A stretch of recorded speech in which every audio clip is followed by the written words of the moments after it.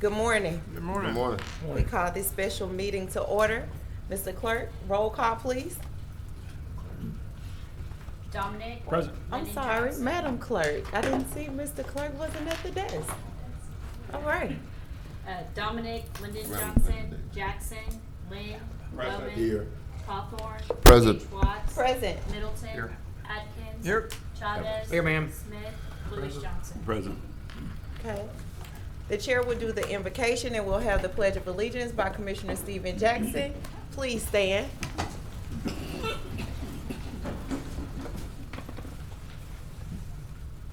Let us pray. God, how we thank you, Lord God, for another day, Lord, that you have blessed us with. God, we thank you for this opportunity that you have given us today to be filled with the purpose that you have designed for our lives. God, we ask you, Father God, to guide us, God, and direct us and give us the wisdom that we need on this day, God, as we seek a voter registrar for Caddo. God, we thank you for each and every one of the people that are here on today, God. They have come with a heart, Father God, to do what is pleasing and acceptable in your sight. Lord, we know that you're with us, God, and we thank you for being with us. And it is in Jesus Christ's name that we pray. Amen. Amen. Please repeat with me, active and retired military. Do a brow salute, place your hand over your heart, and repeat after me. I pledge allegiance to the flag of the United States of America and to the republic for which it stands, one nation, under God, indivisible, with liberty and justice for all. Steve, you might need to get some of that swamp juice or whatever she's Hey, Madam Chair, I think as a point of order going forward, we're going to write out what needs to be said. Mike Middleton does a good job of saying it and shows us Chavez. Yeah, I think we used to have that included underneath the Pledge of Allegiance. Yeah. What the I just proper got salutes tripped up were. this morning. So that would be a good idea. Mr. Clerk, if you would, add that to our agenda. It's on the other agendas, just not on the special agenda. Okay, thank you. Not more person.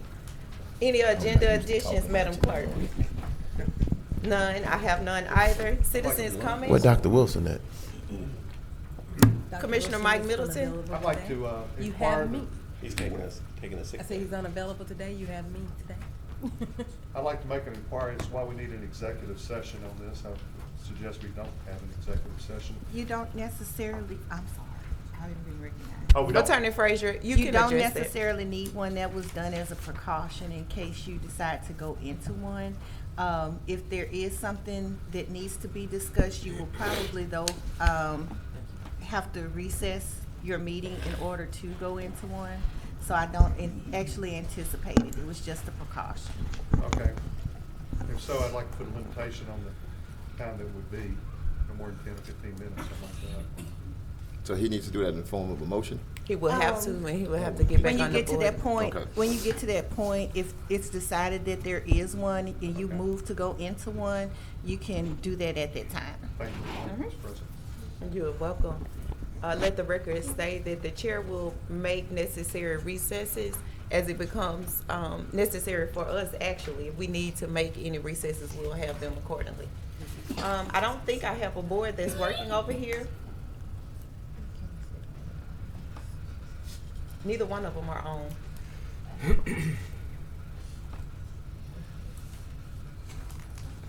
But I think that is Commissioner Dominic. Donna, I thought you said we. He's asking me a question. I thought you said we could not go into executive session from our telephone conversation yesterday unless you had a. That's what written- I say, you may need to recess in order to do that, if you decided you're going to get to that. You mean come to back another day? Yes. If we go into executive session, we're gonna have to, It will depend on what you're going in the executive session for, whether or not that person had the 24-hour notice. If not, you need to recess. Okay. If the person did have it, you don't. okay, so we'll have to ask him. Okay, all right, thank you. Okay, I see no other commissioners on the board. Citizens' comments? We don't have any, do we? No, ma'am. Okay. New business. Next we move to the register of voters interviews. We start with Mr. Charlie Allen. Okay. Mr. Charles W. Allen. Good morning. Good morning. Welcome. We're about to get the interview process started.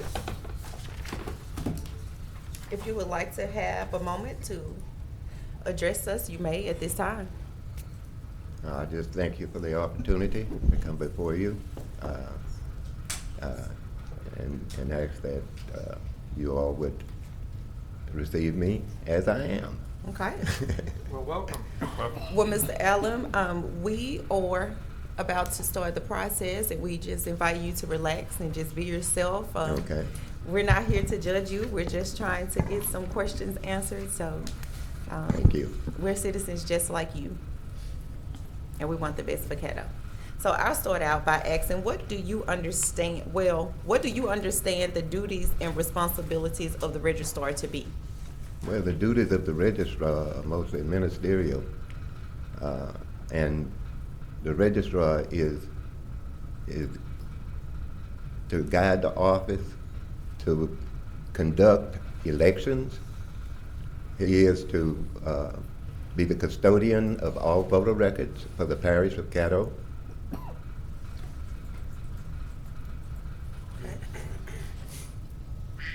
Any other commissioner want to elaborate on that? I think that's prompt answer. Okay.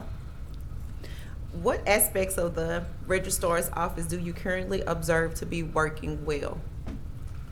As far as the elections are concerned, the way that we conduct our elections, the people that are working in there do a fantastic job. I think we have the best in the state of getting people through in a timely manner during the elections. As you can see, in the last presidential election, we had over 8,000 people come through that small office that we have. And everybody got to vote within the time limit that was given. Okay, so the aspects that you think are working well, or the time constraints? Yes. Okay. There's some other things that we probably would need to tweak. There are a few things. There's not a lot. The office has been running well. Mr. Ernie did a great job with that office, and the way he said it was. But there's some things that we could do to make some things better. Would you like to elaborate on what needs to be tweaked in the office?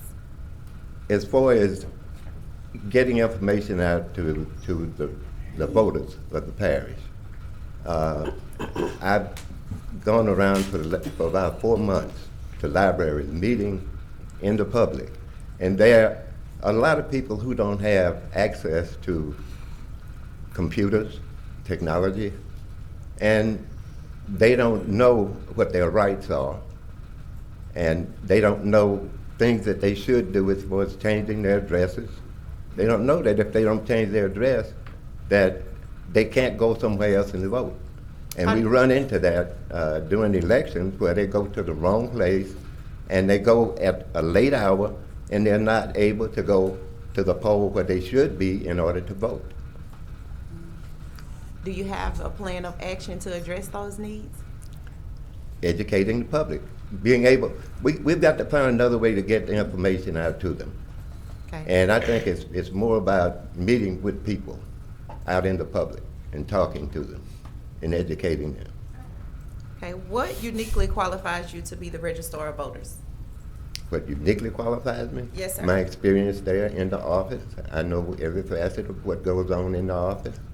I've been there for 19 years, since 1968. I came to that office, and I've been there off and on for that period of time. And I've worked in each aspect of that office. Okay, Commissioner Jackson. Yes, Chuck, how you doing? Morning. Good morning. Thank you for putting your name on the line to do this. The canvass, Secretary of State canvass. Yes. A lot of people, including myself, have been caught up in the canvass where a person doesn't even have to come in, but if something happens at the Secretary, a mistake happens at the Secretary of State's level or at the Postal Service, your voter registration can be completely moved without the person ever coming into the office to do it. what do you think the role of the registrar of voters is? How do you think in your capacity would you be able to address that? Because I don't necessarily know that it's fair that if I never come in to move my registration, that a system can just move it, a computer can move it for me. And if you could, I guess, explain the canvas process so folks will know what I'm talking about. If Okay, you're the familiar canvas with it. process it's not something that's initiated by this office. The canvas process is initiated by the state. And the state uses the National Postal Database in order to find addresses. And what they do is that they send out what they call address verifications to certain addresses. If those come back, when the canvas is done, they look at those that were returned, where a person said they lived and they found out that it was returned, that person did not live there, or it came back because they didn't fill it out. Then a lot of those are the ones, they don't canvass everybody in the parish. They only canvass those where they received information back that people don't live at certain addresses. And sometimes it's a larger number, sometimes it's a smaller number. But the state then sends another, okay, during the canvass, they'll send another address verification to that address. And if it's returned, then the post office, they use the address that the post office provides them as your address, and they automatically change it in the system. We don't change it. But I don't know what we can do. We can talk with the Secretary of State's office, but it would take all of the registrars in the state to get together, to go to them to try to get something changed as far as that's concerned, because that's the law, and that's the way they do the canvass. You have any thoughts on satellite locations? Satellite location? Yes, sir. We are one of the largest municipalities in the state, okay? About the third largest. We don't have the staff to do satellite locations. We should have 7 full-time classified employees. We have 4. We couldn't do it. It would be almost impossible to go out and have a satellite location. We don't have the staff for it. And it has to be a classified employees who would staff those areas. So as registrar, would you, because I assume the registrar sets their own budget, would you look for ways to increase or try to increase your staffing or make We don't that- have control over that. The state won't let, it's been tried, Ernie tried for 23 years. But it's left up to the state. If the state don't even didn't even give raises for over 5 years to the employees that were already working there. And as far as trying to get some more employees, that's been a hard-fought battle that we've not won yet. Okay, thank you. Okay. Commissioner John Atkins. Thank you. Mr. Allen, forgive me for not knowing this, but you mentioned the number of employees. Did you say there were 7 full-time employees or 7? No, 4. 4, and is that it, or are there any additional full-time employees beyond those 4? There are 4 classified employees. Okay. And right now, there's only 1 unclassified employee and that's the acting registrar right now. Okay, I see. Thank you very much. Uh-huh. Thank you, Madam President. Thank you, sir. What is the largest budget that you have managed? $2 million. Okay. What were the challenges in managing and budget? The challenges were to have the departments that worked where I was to stay within their budgets. Okay. What budget successes are you proud of? Well, I received an audit back some years ago when I was in charge of a large budget, that said that I took a bad situation and turned it into a good one. Mr. Larry Tanner, who's a CPA here in the city, he was the one that was doing our audits. And he said that I did a great job. I changed some of the systems that we were using in order to follow where the money was going. I stayed on top of the department heads to let them know when they were exceeding what they were doing in their budgets. And as far as when they were trying to transfer money between line items, I would let them know which ones they could and couldn't do. How do you adjust your budget if you have an employee who has to be off for about 7 days? Excuse me? How would you adjust your budget? In the According to an registrar's employee office? that would have to be off for about 7 days? In the registrar's office? Yes, You don't. okay, You don't have control over that. okay. Thank you. Commissioner Lewis Johnson. Thank you, Madam President. Good morning, Ms. Allen. Good morning. The $2 million budget that you've managed, where was that? It was at the Bossier Community Action Program. I was handling the Community Action Program and the ATW Thank you very much, sir. section of it. Mr. Adams, I don't see any other, I have one, Vice President Chavez. Thank you, Madam President. Mr. Allen, just before you leave, I did want to commend you on your 19 years in the registrar for working there already, and give you a compliment. As I was doing my research, a lot of the deputy sheriffs that work there, they praised you on how whenever somebody needed anything, that you were very knowledgeable and were always the one that could help anybody with anything at the registrar's office. And I think that speaks volumes of the people that work not in the specific office, but nearby enough to hear the earshot that you're the one that helps everybody. Yes, sir. So thank you for volunteering for this position, and thank you for your service to Caddo Parish for 19 years thus far. Okay. Thank you, Madam. And I would just like to say that it's the people out in the front office, the people that you meet, that make that office what it is, because they're the ones that do the work, that do the hard work. Commissioner Lynn Carthorne. Yes, good morning, Charlie. How you doing? Good morning, how are you? Great. Hey, I got a question for you.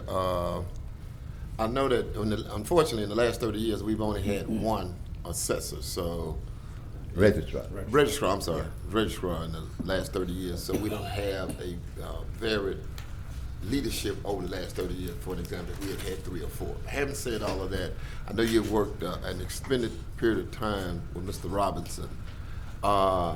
Is there anything in terms of how he managed the office that you would do differently, or what type of nuance would you bring to the table? Having worked with him for an attractive period of time, what would you do differently? Or if anything, or if not? I don't think I would do anything differently, but I would make sure that the employees who met citizens that came into the office made sure that they were cordial to everybody that came in. They treated everybody the same way. They gave everybody the same respect, no matter what their walk of life is. But I would make sure that that continues, and that we meet people with a smile, because we are public servants, first of all. We're there for the citizens of the parish of Caddo. Correct. And even though we work for the state and for the parish, but we're supposed to be independent, and we're supposed to afford every citizen the opportunity to exercise their rights as far as voting is concerned. Okay. Thank you, Madam President. Thank you. Mr. Adams, I think this will conclude your interview at this time. We thank you for allowing us to interview you, and we thank you for your interest in this position. Thank you all so much. Thank you, Mr. Allen. Have a blessed day. Thank you, Charlie. You too. Ms. Clerk, we got 5 minutes. Yeah, can I ask a question? I Yes. noticed that one of the candidates came in while we were interviewing. Are we trying to make sure that they go in the back? That was the process. I didn't. It's voluntary, but we did let him know, and he is now. Yeah, I know, but he was in here for a little while, so I guess I think one of he you just guys walked need in. to keep an eye on it, so to kind of lead them back there, I guess is the process. But it is it's voluntary as to whether or not they want to sit in. Oh, okay, I got you.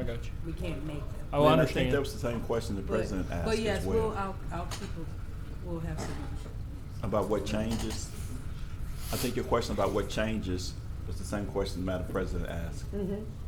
We're even a sergeant at arms. Yeah, I think so. That's Todd, right? Yeah, he's running good enough to make sure that the candidates are not in here to have an advantage over the questions that are being And the only asked. thing I may not know all the candidates, do we have any of the candidates in here? You're not Ms. Collins, are you? We're also Facebook living this. It's true. So they could be on Facebook watching it. Then it's pointless. We can let whomever Right. sit out there. Yeah. Right. It's Facebook Live, You're exactly right. It's Comcasted out. it's Comcasted out. There's no privacy to this meeting. So Mr. Allums, he's the one that got the disadvantage of just having a. Hey, he's been first In in all line. those years when they called him first as an A, he gets a Yeah. disadvantage today. And we Right, started that people are at an discussion. alphabetical disadvantage. Yeah. All right, next we have Mr. Thomas Carmen's here. Carmody Jr. We'll take that into consideration when we hear Mr. Carmody. And with that being said, I think their interview process is during these times, if I'm correct, Attorney Frazier, I do still have the option to turn these names around. I don't have to go in the stands since they're in this time slot. Actually, Commissioner, what you all voted, if my recollection serves, was to do them alphabetically. Mhm. You're all gonna have to take a vote to change them around. Okay. Okay, is that just for this special meeting? Because if it was a regular meeting, can the chair not turn the Well, agenda around? If you voted to do this was the process that you voted on, Uh-huh. even if it was at a regular meeting, if you voted to do it this way, you're gonna have to vote to undo it. Okay. Thank you. Mr. Carmody? Good morning, Madam Good morning. President. How are you doing, I'm well. Commissioners? Thank you for your interest in this position. We're going to get right into the interview questions. Yes, ma'am. What aspects of the registrar's office do you currently observe to be working well? Working well. Yes. My experience with the staff is that they're always helpful. When any citizen walks in and needs assistance, they're there and basically providing the information to verify, first and foremost, where they're to cast their ballots, what precinct that they would be voting in. And those that come in the door that I have witnessed that wanted to be registered were immediately attended to. Okay. If selected as registrar of voters, what change or changes would you make based on your current observations and why? I would definitely follow at least what I have seen by the Register of Voters, in that I always saw Ernie Roberson at many of the neighborhood meetings. And he was there not so much in the capacity of other than being a representative of the parish, but also making sure that people understood that his position was one that he would work with the citizens in order to get them registered, or if they had a question about where they were to vote, that he would be there to answer it. I felt like that's a good outreach that the Register of Voters of the parish should perform in order to make sure that the public was aware of who that person was, as well as that person's extending the hand of assistance in order to fulfill the duty. So you don't have any plans to change anything based on your observations? I think that, and I've given it a good bit of thought, and I can't tell you that I know everything that the Register of Voters has done over the last, I guess, 30 years. Okay. But I've always felt like that the first time I remember seeing a Register of Voters was when I was in high school. And I believe that at the time, the Register of Voters had come to speak to our assembly and to explain that this was part of the political process that each of us should be involved in as citizens of this country. And that many Americans had paid the ultimate sacrifice in order to give us our franchise to vote, but that it did require you to go and register to vote, reminding us that we were to register also for the military draft when we turned 18, but at the same time to go register to vote so that we could have our say in the way that our government works. Basically provide for the consent of the governed by coming in, registering, and then participating by going to the polls and voting. How do you feel about the Voters' Rights Act? The Voters' Rights Act basically provides such that everybody has the right to vote.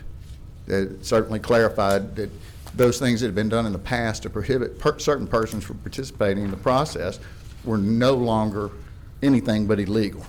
And the Voters' Rights Act made sure that everyone had the opportunity in order to participate. Okay. Do you feel that Caddo Parish needs satellite locations?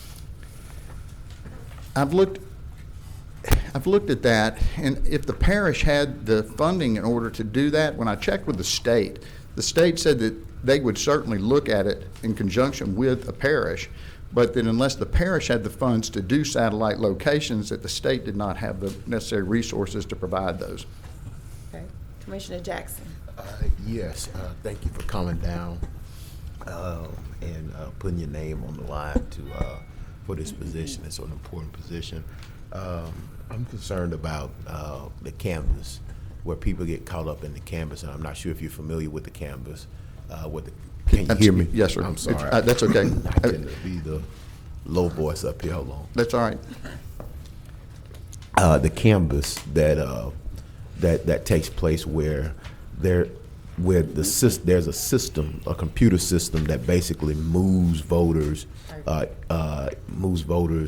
or determines where they vote at if they don't respond to a card in the mail. For instance, we have a lot of millennials moving back into Shreveport. Yes, sir. Where they may have, and this is typical, they may still receive mail at their parents' house. Homes, yeah. Okay. Yes, sir. But they live somewhere else, and they may be registered to vote there. They don't have a homestead exemption, and so what the Yes, state sir. law says is you are allowed to declare, absent of a homestead exemption, you're allowed to declare which one is your domicile and typically where you're registered to vote at. Right. But what we have is a system where if you don't respond to the card that may be sent to your mother's house or to your grandmother's house or the family property, Right. there's a computer system that's basically saying, well, we have you assigned here via the postal address, and so we're just going to move you there, even though that person came in and registered at the address that they wanted to be registered at. They never came in to change their voter address. The computer is changing it. Any thoughts about how you may address that within the state association or with Yeah, the state? if I understand the question correctly, if you were to come into the Register of Voters office, say a returning Shreveport or Caddo Parish citizen back to the jurisdiction, that you would come in and you would verify where your current address is. If you came back into the city or the parish and you had not come into the Register of Voters office, then just like in my case, it would go to 1090 East Kings Highway, which is my parents' address. My parents' address is, we always voted at precinct 13, right? But if I came back into Shreveport and wanted to make sure that I knew which precinct I should be voting in, I would certainly want to go down and confirm it with the Register of Voters office by identifying to them that I no longer live at 1090 East Kings Highway. I haven't lived there in 35 years. I live at 440 Albert Avenue. So that the Register of Voters office would then be able to say, all right, the precinct that you vote in now is this. That would certainly help. But I think technology is a big plus. When people contact you via smartphone or by telephone, and if they were to contact the Register of Voters office and say, I'm returning to Shreveport, I think that the last address that you have for me was my parents'. I no longer live at my parents' home. This is my new domicile. Then that would make sure that they knew exactly where they were supposed to go vote. So it's communication. It's a matter of the person who is wishing to cast their ballot to know exactly where they're going. I think we've all seen frustration where you walk into a precinct and there's someone there that says, my name is not on this list. Right. Okay?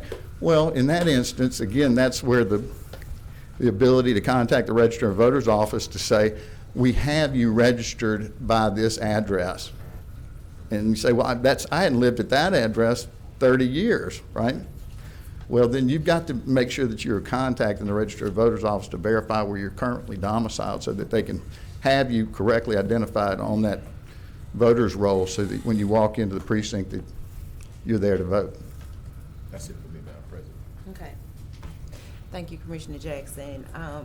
I think you've already addressed the duties and responsibilities of the voter registrar. What is the largest budget that you've managed? Whew, well, let's see, managed? Yes. I would guess you'd have to actually manage would have been there at the billboard company, and that was approximately about $1.7 million a year at the time. What were the challenges in managing that said budget?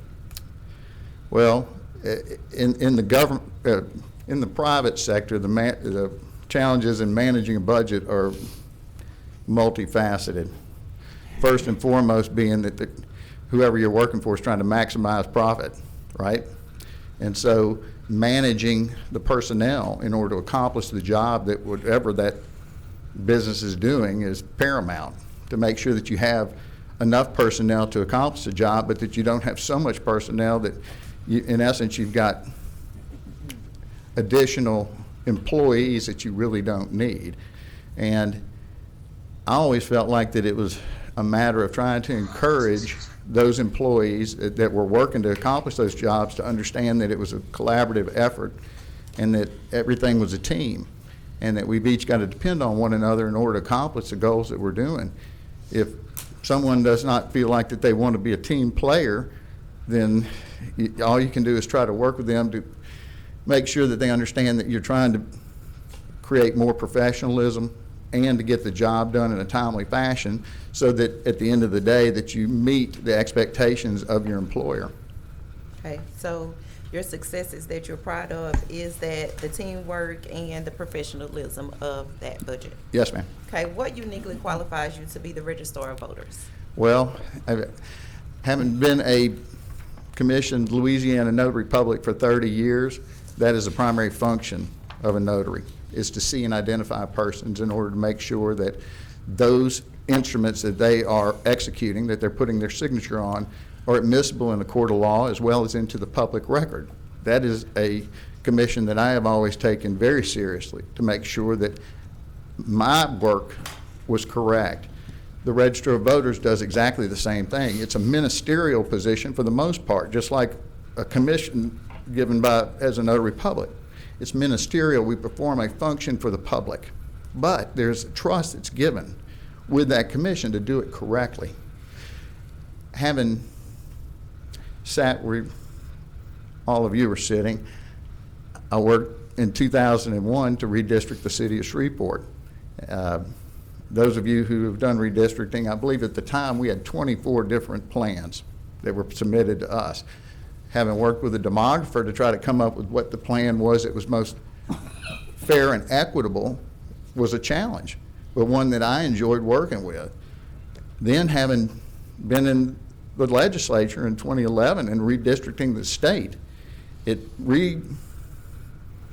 re-emphasized the fact how important accurate information is in order to get the job done correctly. As all of us know, when you redraw those districts, it affects people. It affects the the election precincts. It affects basically who's going to represent you. And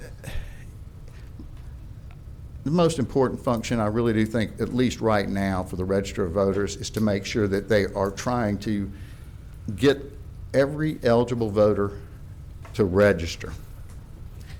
When we go through the census next year, the primary work that's going to be done by the demographer that's selected to do the work for the parish, they're going to be looking at the population for Caddo Parish first and foremost.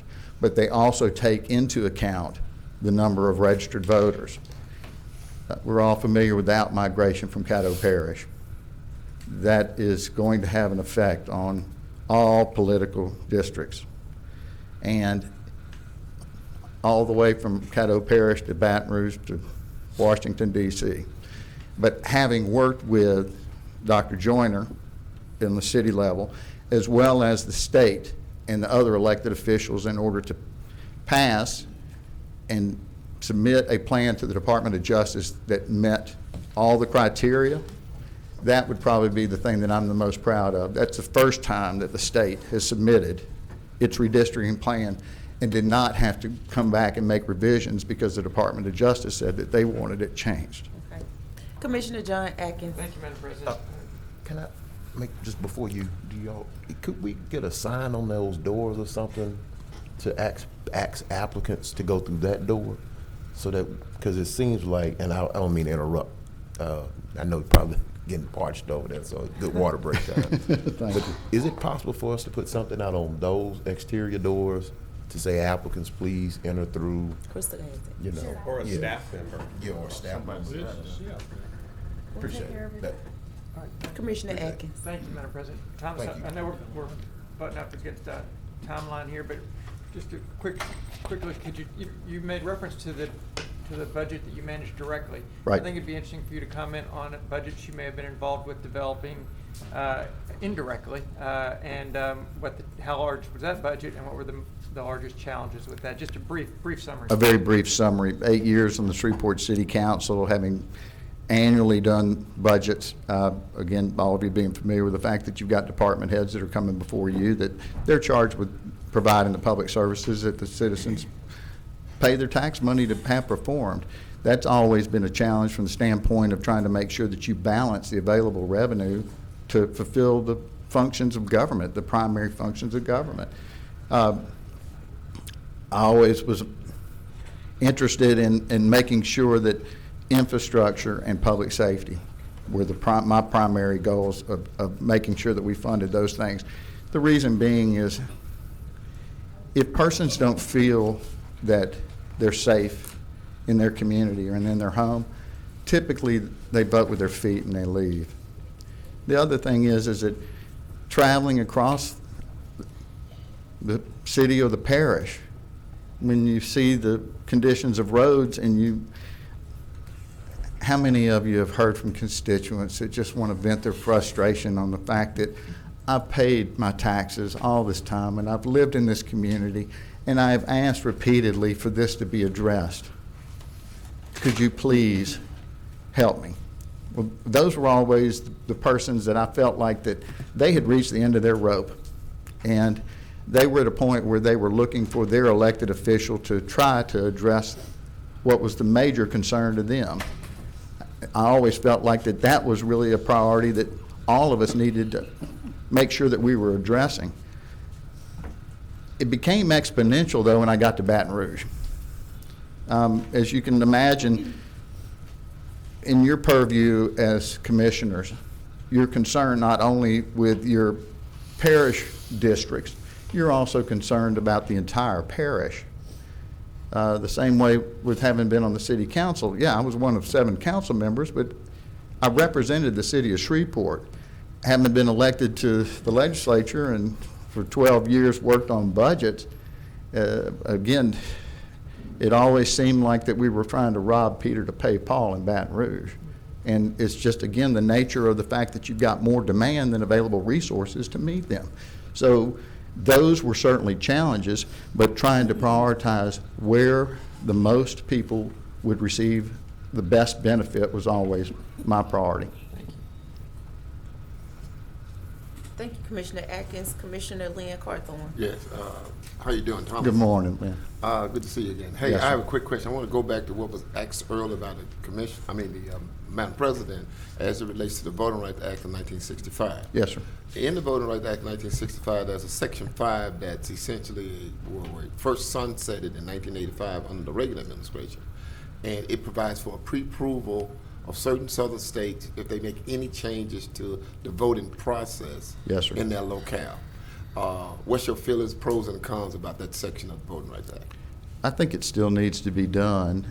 From the standpoint, you need pre-clearance in order to make sure that whatever work those states are going to be proceeding with, that they're not going down a dead-end street, so to speak. Because if you have the initial pre-clearance that the Department of Justice reviews the work that's being done and says, we concur with you that this is the correct method, then you're not spending a lot of time working on something that is basically going to be handed back to you, and your homework's not right, and you have to redo it. So, no, I think that is certainly something that still needs to be done. it's kind of amazing to me that you wouldn't look at all 50 states having that requirement, but right now that's not the case. But those that are currently required to do pre-clearance, I think that that's still needed. Well, you know, the original legislation pointed out the people who had, I forget the word terminology, but it was analogous to who had the worst abuses. Were Yes, the sir. ones that were Right. documented in the document, in the legislation. Thank you, Madam President. Thank you, Commissioner Carthon. Commissioner Lewis Johnson. Thank you, Madam President. Mr. Carmody, Yes, sir. a follow-up. I had the same question as related to what Mr. Atkins asked. You initially said that the largest budget that you have managed is 1.7. Right. The question is there any other budget of which you've played a part or managerial role, though you might not directly managed it? And if so, what is the largest budget? To answer that question, please. Well, He asked you that, but I don't think that you really quite cleared that up for me. Yes, sir. And again, if you would say that I actually managed, Right. I don't know that you could say that I managed it because I was one of 144 managers Okay. on a budget. Okay. But if I came into the legislature, and if I remember correctly, the first 2008 budget was right at 26 billion. Okay. And the current budget that we just passed is 31 billion. And so, again, that's not monies Not directly direct, from the understand state. that. Yes, sir, that's federal money that is drawn down as well. Okay. Yes, And sir. the city?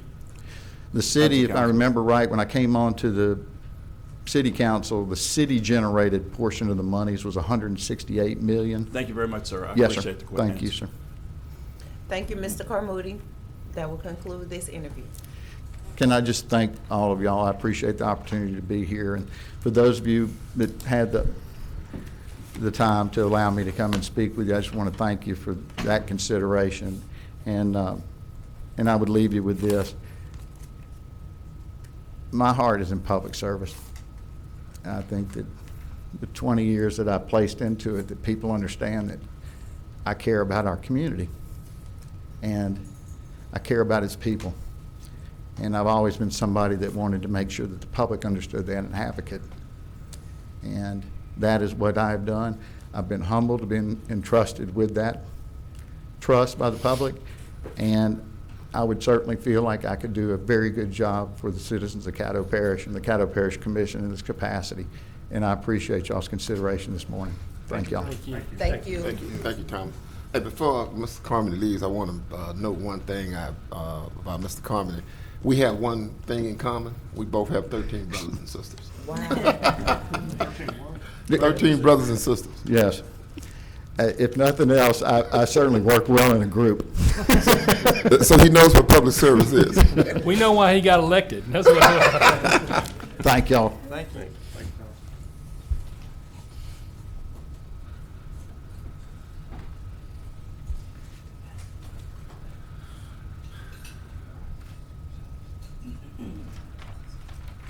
Mr.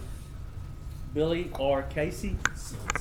Good morning, Mr. Casey. Good morning, good morning, good morning. How are you this morning? Doing fine, thank you. You? I'm well, thanks for asking. Good. Well, we thank you for entering your name to be a part of this process. We're excited to interview you this morning. Thank you. So we just have a few questions for you. Sure. We'll start out by asking you what uniquely qualifies you to be the voter registrar of Caddo Parish? I would think that my experience in terms of having a master's degree in public administration and of course my legal career I've had over the last 30-some odd years in terms of practicing law, and in the past also being involved in gathering information from the Registrar of Voters office in terms of political endeavors that I've pursued, looking at the various precincts, the voters in terms of those who are registered and those who are not, in terms of trying to enhance that. I would think that I would be good in terms of pushing for more people to register to vote and to look at other avenues how we can get people to vote. Do you have a vision for that plan? Yes, I will start with grassroots in terms of people who who are in school, particularly in high school, make sure that we get those kids who are in school graduating, of the age to register, and then those who are in college. And then for those people who are just going about their normal day lives in terms of setting up areas where we can engage people to register to vote, and places where people normally go, supermarkets, malls, even churches, and other areas of the parish where people would go and to vote. Okay. What do you understand the duties and responsibilities of the registrar to be? I would understand that it's my understanding that the registrar of voters will keep the records of all registered voters under the direction of the Secretary of State, because the way our government is situated and established, that we would make sure that the rolls are updated, and that we'll monitor those people who are voting and make sure that those are accounted for, and those who are not voting, we'll look at the roll in terms of, by state law, purging those who are not. Addresses have changed, and we can't verify the addresses, things of this nature. Speaking of purging voters, how do you plan to address that with legislation? Well, I would think the registered voter is restricted by law in terms of what he can do or she can do in terms of voters. The law mandate in terms of how one is to be removed from the voters register. It's not just the registrar who does that. I mean, it's a law that requires that he does it, and you have to follow the law in terms of doing that. So do you have any interest of lobbying about it? Is that something that is of interest to you? Well, I think when you're talking about lobbying, there's restriction in any government entity in terms of what you can and cannot do. And if the law allows the lobbying, yes, I would do that. If the law restricts in terms of lobbying, then naturally you kind of tied from what you can and cannot do based upon state law. Okay. How do you feel about satellite locations for Caddo Parish? Oh, I would very much encourage that satellite location, because you look at what people are. You know, if you're talking about the parishes, people are outside the city, and they don't have the mobility or the transportation. Those who live in rural areas, you have to make accommodations for them as best as you can. I would be very much in favor of satellite locations. Okay. What is the largest budget you have managed? The largest budget I've managed in terms of I worked with organizations where I had to manage budget, and I would say over $5 million, $10 million, based on my career and my experience. Okay. What were the challenges in managing that budget? Is trying to meet the budget in terms of expenses, costs, savings in terms of personnel, of course, is one of the highest areas. And you look at insurance and things of this nature. You have some costs that you can't get around, and there are some other costs that you want to have to try to deviate from that would make your operation efficient, but still stay within the budget as best you can. Okay. What budget successes are you proud of? I would say that the budget successes in terms of not laying off people, keeping people with their jobs, because sometimes budget get restricted where you have to make cuts, and in order to make sure that your personnel, your employees are there to work because they have livelihoods and families to take care of, and those things are very important. What aspects of the voters registrar's office do you currently observe to be working well? And if you're selected, what changes would you make and on the current observations, and why?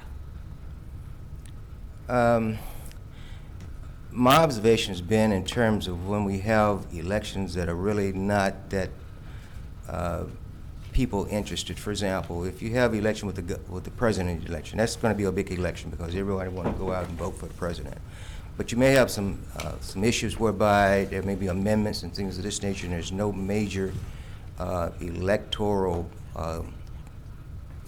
candidates coming aboard at that time. You would have to be innovative in terms of looking at where can you get the most turnout of people to come out and vote. And you will work in terms of doing that because there's a cost factor when you have commissioners and others who are working in these various precincts. And you have a very low turnout of people. Maybe you start out with 0 and you end with 0. Well, you need to change that. We may have to consolidate some precincts and things of this nature, whereby you can utilize the manpower that you have in the commissioners. Mr. Casey, I don't see any other commissioners on board. No questions, no comments? You asked most of. Yeah, we asked all of them. Thank you so much, Mr. Casey, Thank you, Mr. for Casey. Thank you all for interview your time. this morning. Thank you very Best much. wishes Good luck, to Mr. you. Casey. Thank you. Thank you. We gotta jump in. Okay. Let's jump in. Okay, well, I won't start the next time. I'll let you start. You ready, Doug? Yeah. All right, let's go.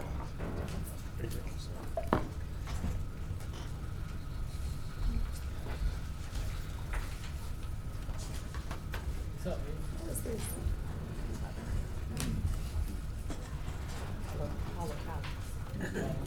You got Paula? You got Paula? I think she came in, because she was sitting here, I believe. I'm assuming. No, I think it was the lady in the red dress, because Tyra now.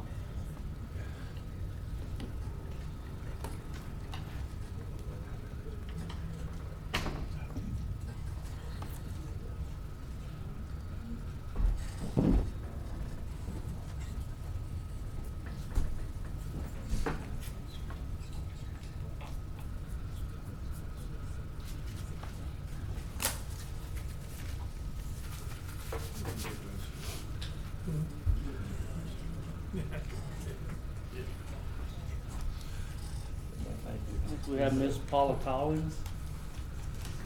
Good morning, Ms. Collins. Good morning. Commissioner Dominic. Yes, ma'am. Yeah, you ready? Yeah, whenever Okay. you are. All right, let's go. What's, am I supposed to be doing it? Yes. How'd that come about? Don't y'all just discuss that? Yeah, we did. Okay. Good morning, Ms. Collins. Good morning. Welcome. We are elated that you have chosen to enter your name into this interview process, and we have a few questions that we're going to ask you this morning. All right. So we just invite you to relax and be yourself, be natural, and this process won't take long, okay? All right. All right. So what do you understand the duties and responsibilities of the voter registrar to be? I believe that from the explanation of what was listed on the vacancy, and it went back into the laws and the, and the city, and and it was different from any other position I've ever applied for in what it explained. What I believe as a voter and as a citizen is that the registrar is the person who handles all of the logistics of getting people out to vote. And that's the bottom line of what I got from this. It was, for me, it was a very, I'll put it like this. When I go and vote, there's a lot of things that are discussed or that we have to vote for that are explained with too much information and not just the bottom line. I noticed that a lot of citizens and people around me, my neighbors and friends, and it's like they go in and vote and they just take a wild guess and check a yes or a no or something like that, because it's not very understandable. It's like it's either too much information or information that was never really explained to people. And for me, that's the way that job description was. But I truly believe that it's about coordinating and getting together all aspects of getting people out to vote and making sure that everyone has that opportunity. Okay, what is the largest budget you have managed? And what challenges in that budget did you have? The largest budget I have managed is not really that not really that large. When I applied for this position, I applied as a citizen and as a voter. Okay. So for me, I didn't really take in all of the, and I can't say that I'm really qualified to say that I have done all these things that are involved. All I know is that as a voter, I want to be able to help other people to vote.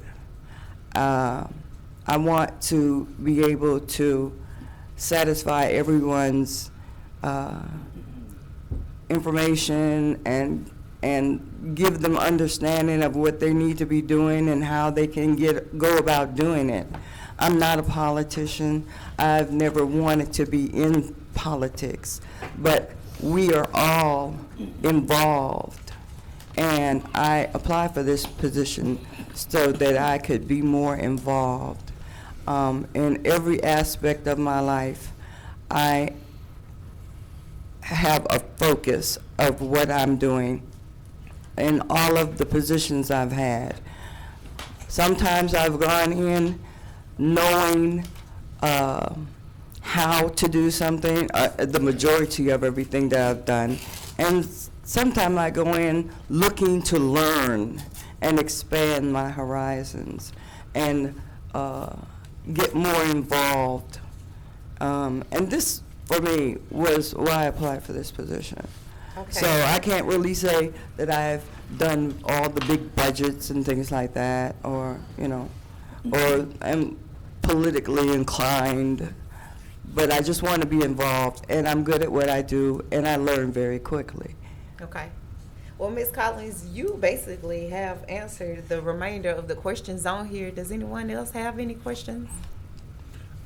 I do, and I think you were Commissioner going Crawford. to answer the question naturally.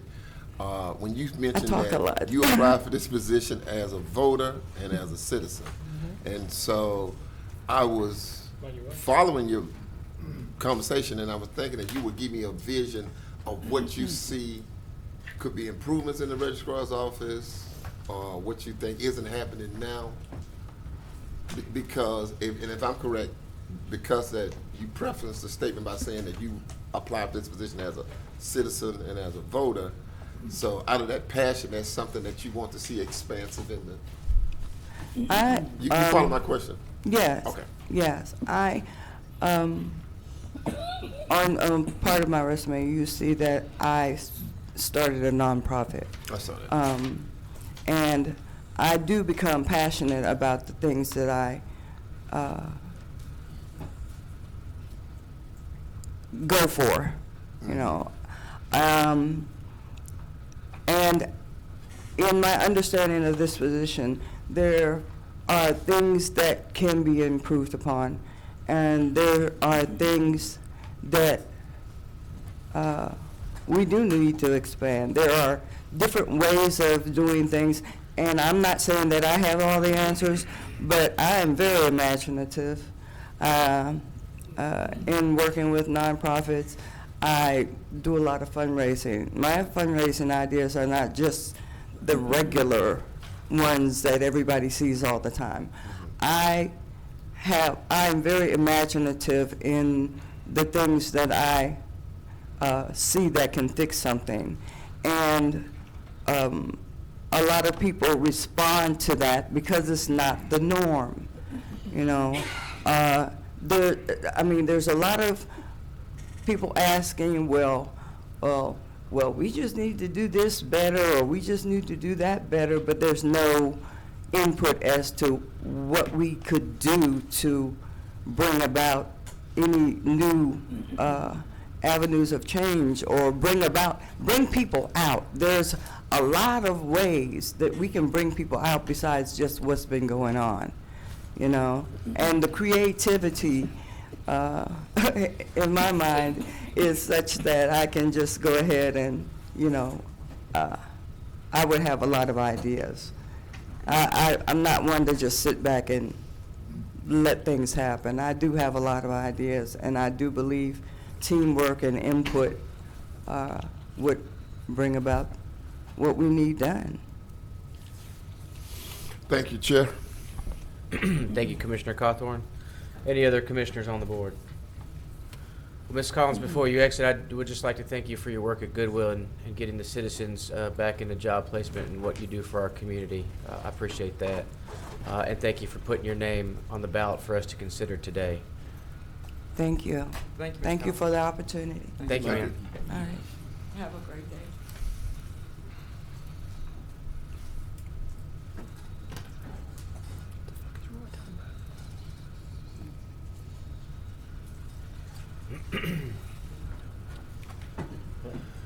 Have you seen Justin yet? He's back there. I mean, there's. You want to, commissioners, let's take a brief 5-minute recess just to use the bathroom. I think a lot of people have gotten up lately, so let's take 5 minutes, then we'll come back and interview Justin Courtney. We need to make a So move for 5 minutes. Did we say second. 5 minutes? Okay. All in favor, please vote. Yeah. Sorry. They're gonna take a 5-minute break. You want to sit right there?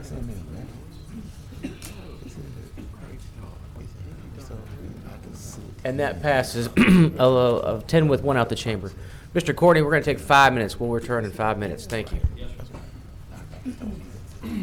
Commission starts us 8 to 9.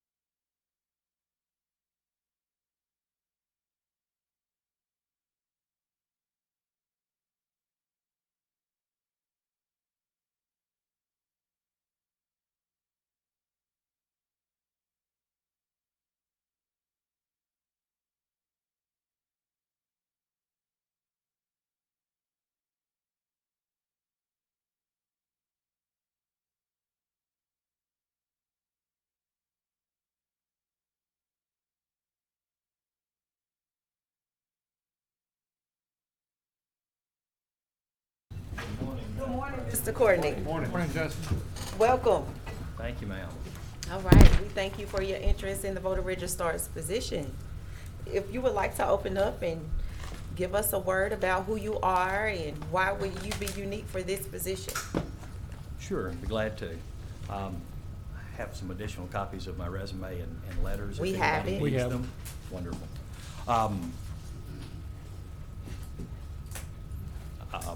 Lifelong resident here in Caddo, with the exception of some time away for education. My wife and I have decided that this is going to be the home where we raise our family. Caddo Parish is going to be the place that we live and probably end up buried. Been working here in town as a lawyer for the last 15 years. A lot of my work has been with the Public Defender's Office and legal aid, helping the poor. As I mentioned in my application, I think there's no stronger equalizer in the community than the power of the vote. Each of the people in the parish deserve the right to be able to vote. Anyone who's eligible, I'd like to register them with the registrar of voters and get them ready to proceed come election day. Okay. So you said what uniquely qualifies you about that? Well, I have a degree in accounting as well as a law degree. I think this work is going to require a good understanding of the laws, of the voting laws, the election laws. I think another large part of it is going to be budgeting. We've got a finite amount of resources here. In 17, it was about $650,000 to run the office. Additionally, I think another important part of the work is going to be managing people and interacting with the public.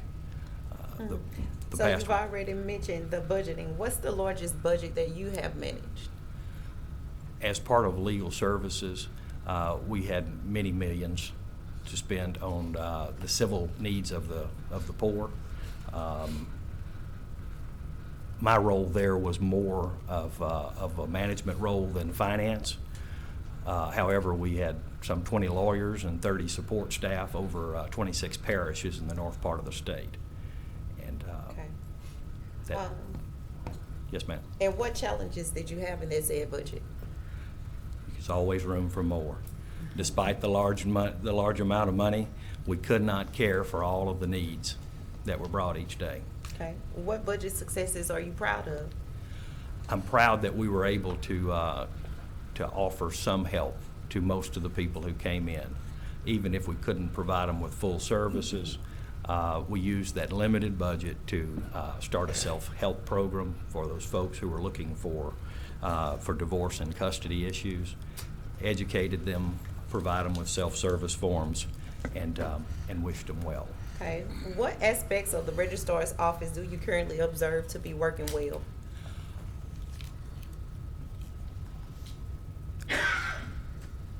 Working well. I'm sure that everything is proceeding as it has for the last 30 years. I see Mr. Roberson involved in a great deal of committees and becoming an integral part of the Go Vote app and moving to the online service. I think that's certainly a good example of how it's headed in the right direction. Okay. Do you see a need for change based on those current observations? If you do, why? I'd like to see the new registrar visit each commission district. I'd like to see them in the public more often. Although there has been some visibility, I'd like to increase that. I'd like to notify the people that are eligible to be registered that they have a possibility of that. For instance, the changes in March allowing some good people who made bad decisions, who were previously prevented from voting, I'd like to see them notified in a public manner that they may be able to return to the voter booth. Okay. Do you see a need for satellite locations in Caddo Parish? the registrar's office, as it pertains to registration, it can be done by mail, it can be done online, or it can be done in person. There's a great deal of options there. So as far as satellite for the registration, I don't know that that's something I would support. When it comes to early voting, I'm convinced that the registrar's current location is not sufficient. Too many people standing in the elements when there's likely a better option. Okay. Commissioners? I'll elaborate. if I Okay. may. I see Commissioner Doug Dominic on board. Yeah, what do you think the duties and responsibilities, I guess the legal duties, the legal responsibilities of the registered voter would be? The registrar's obligations are all listed out in Title 18 in the election code. They're obligated to register anyone who has the ability to be registered. They're responsible for maintaining the rolls and making sure they remain accurate, which is obviously important to keep all of the votes in the correct precincts and to prepare for the 2020 census that's coming up. The other obligations are going to be to certify petitions for recalls, for expropriations, for a number of things. So the keeping of the records is going to be paramount. That's all I have. Okay, thank you, Commissioner Dominic. Commissioner Lynn Carthorne? Yes. Good evening, Mr. Courtney. I want to follow up on a comment that you were making. You indicated just a second ago that the current location of the Registrar of Voters Office is not adequate, if I'm using the term correctly. Having said such, what would be your recommendation where would you like to see it move in terms of what type of facility, and how would you propose financing such? Well, the budget is obviously limited. That's always a constraint that each of us will have to battle. It seems to me, though, that when the voting public comes out to early vote, they ought to be able to be comfortable waiting their turn to vote.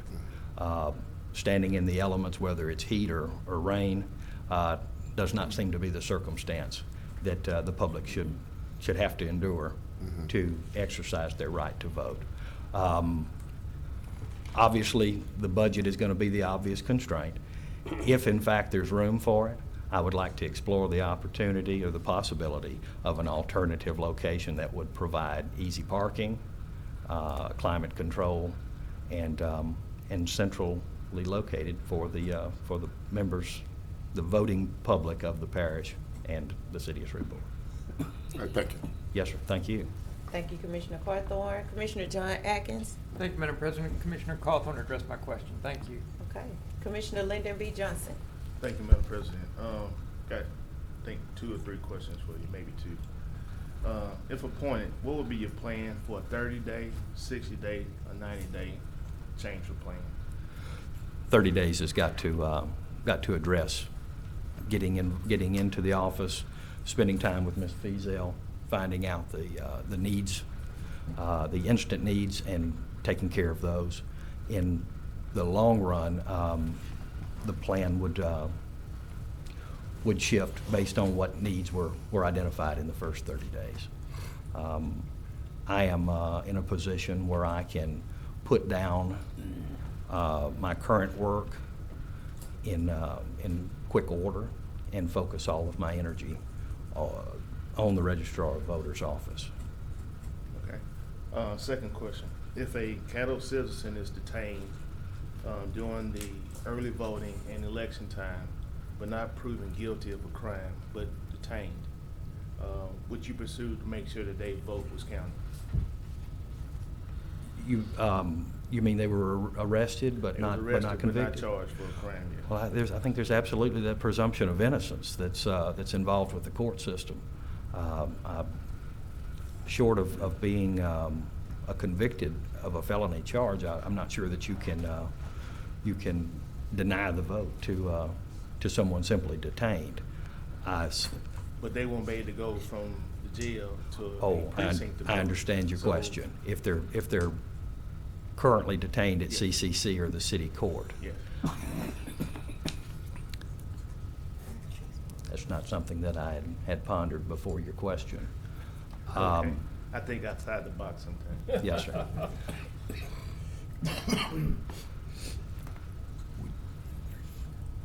Off the cuff, I'm thinking perhaps an absentee ballot. I won't be available to come to the ballot on such and such a date. Mr. Johnson, I don't have a good answer. Okay. That's fine. It would take more looking and thinking. Okay. But I appreciate the question. And That's it. Thank you, Commissioner Lyndon B. Johnson. Commissioner Stephen Jackson. Yeah, and there's actually a process on how that's supposed to happen. I think they're supposed to request it from CCC if they are detained. My question has centered around the voter canvass. Not sure if you're familiar with the voter canvass, where it's sort of a centralized state system, computer system, where they are moving folks from, you may not necessarily have, so give you an example.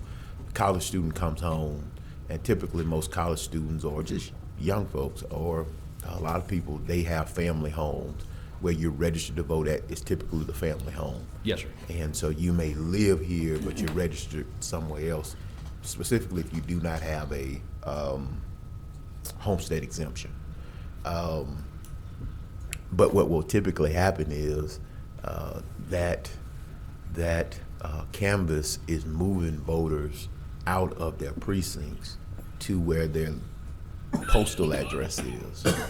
And so how do you think, or how would you go about addressing that, or what are your thoughts on the voter canvas? I mean, you walk in, or a voter walks in thinking that they're registered to vote in precinct A, only to find out your name is not on this list.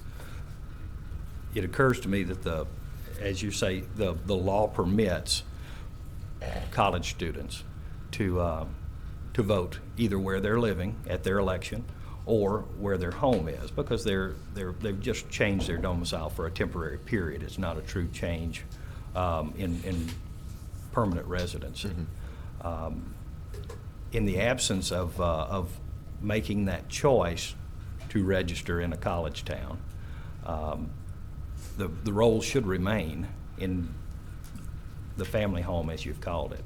I would suspect that that before anybody is changed from the registration that they would receive notice at their old address and at their new, to give them an opportunity to speak up and say, I am a temporary resident of Natchitoches, for instance, but I plan to return to my home and vote come election day. If there's not a plan in place to provide notice to each of those people who are potentially changed, I would certainly institute one to provide written notice to each address of my intention to change their voter registration. Well, it's changed. It's not anything that you changed as the registrar at Caddo. It's just changed within that computer system. So that person never came into the registrar's office to change it. They just didn't respond to a card, or they didn't respond to a mail out that the state system sent. And so it just kicks them to the last known address that they have. And again, we have access to many means, as you know now, to register. You can register online. You can register if a person has behavioral health or Medicaid or receive housing assistance. I think they're required to register, to at least be asked to register to vote. So there are various means of registering to vote, and the address that you declare on that voter registration form, whether it's electronically or whether it's done through an application process, is where you intend for your registration to be. However, if you don't respond to some card, you may not have even gotten the card. The post office is not a perfect system. No, sir. They may have forgotten to got the card to you or something. Or it could be a situation where a family member says, well, I'm gonna, they go to the post office and they declare a different postal address, and what the what the system does is, if you do not check every single person in the household off, it moves everybody to the new postal address where they're registered to vote. And it's a state issue. I just want to, because I don't want you to think I'm asking you a trick question. I just want to gauge your thoughts and how you think that could be addressed. The ability to Let me vote say- ought to be let me fair say, to all. There's only one other person who I typically have a problem hearing over the microphone. Yes, sir. They tell me it's me. So if you could speak up a little bit. Sure. The process has got to be fair. It's unfair for someone to show up at the polls expecting to cast a vote to be told no. I'm not in support of moving unless it's been verified that the address and the residence has been changed. I think the notice is probably the minimum requirement, but perhaps there's more to be done to contact those people prior to the day of the election. This is a job that's going to require attention full-time, every day of the week, all year long, not simply the last portion of the year. So I would agree with you, Mr. Jackson. Can I just ask one more question? That'll be it for me. Organizational management. I see where you worked in different organizations, but what's the largest number of people you've managed and largest budget? I don't know if I missed that question, but if you could reiterate Yes, that for me again. While at Legal Services, I served as the litigation director. And as part of that responsibility, I supervised 20 lawyers and 30 support staff. Those people were located in Shreveport, in Monroe, and in Natchitoches. So that would be the largest organization that I'd been a part of. The budget was many millions, in part from the Legal Services Corporation, the other part from the Louisiana Bar Foundation, and then some other special grants from various smaller organizations. That's it for me, Madam President. Thank you, Mr. Thank you, Courtney. Mr. Thank you Jackson. for, I think I told everybody what I asked. Thank you for offering yourself up for this position, and we appreciate you for taking your time. Thank you. Yes, sir. Thank you, Commissioner Jackson. Commissioner Lynn Carthorne. Yes, thank you, Madam President. I asked this question earlier, and with you being an attorney, as it relates to the Voting Rights Act of 1965, I'm quite sure you're familiar with it. Yes, sir. And as it relates to Section 5 of that piece of legislation, a sunset rule that every 20 years it should be reviewed. So the last time was like 2005, the first time was 1985. My question to you is, are you continuously in favor of the pre-approval when there's a group of southern states who have to get pre-approval before they can make changes in the election process in their particular locale? Are you in favor of this pre-approval or disfavor the approval, or not in favor of that? The Department of this is the approval that required by the Department of Justice. Correct. They're here to safeguard everybody's constitutional rights. If it's set to be reviewed in 2025, I think absolutely it ought to be done. Okay. Thank you. Thank you, Commissioner Carthorne. You are. Mr. Courtney, I noticed that you didn't list that you were available to work nights, weekends, or evenings. How do you feel about working nights, weekends, and evenings? Judge, excuse me. Oh, you I felt, promotion. Yes, go ahead, speak, son. Madam President, I frequently work all hours of the day and night. I did not check those boxes. I felt as though the form was more useful to an hourly employee rather than someone who knows that they're coming to work all day, all evening, and all night as the duties require. Okay. So I'm absolutely willing and able to perform the work that's required of the office. Thank you for your clarity on that. How would you address a mass number of absentee voters at a location, for example, at a prison or at a nursing home? How would I handle that? Yes. I'm not sure of the question, ma'am. If there was a great number of people in a single location, yes, would certainly get the applications to them to return by mail as the standard for absentee voting is. Do you feel that that location would need a mobile site? If so, would you be willing to set up a mobile site there? No, ma'am. Okay. I think we've got a really large parish, and we've got some small budgeting for this office. I don't see it being a possibility to spread to each location that might be heavily populated with an absentee. I think I'm just not sure that it would be feasible. Without putting any constraints on your budget, you still don't think it would be feasible, or? If there was an infinite number of resources in people and in machinery, equipment used for those things, I might change my mind. Okay. But I'm not sure that it's possible at this point. Mr. Courtney, thank you so much for allowing us to complete this interview process. Best wishes to you. Thank you, ma'am. I'm proud to see you all this morning. I appreciate your consideration. Thank you. Thank you.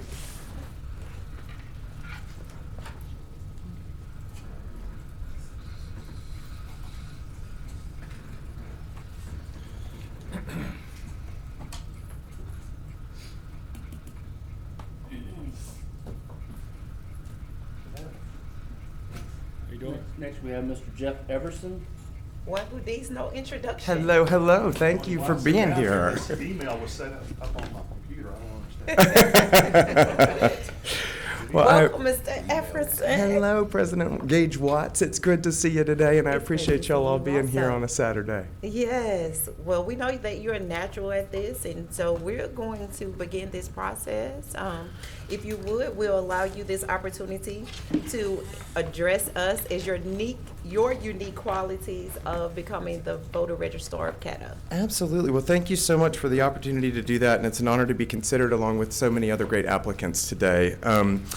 I think one of the reasons that might be unique about me is I'm political enough to know the importance of impartiality, accuracy, fairness, accessibility, and education and voter communication. Because of my experience in being an elected official, I know the importance of all of those things.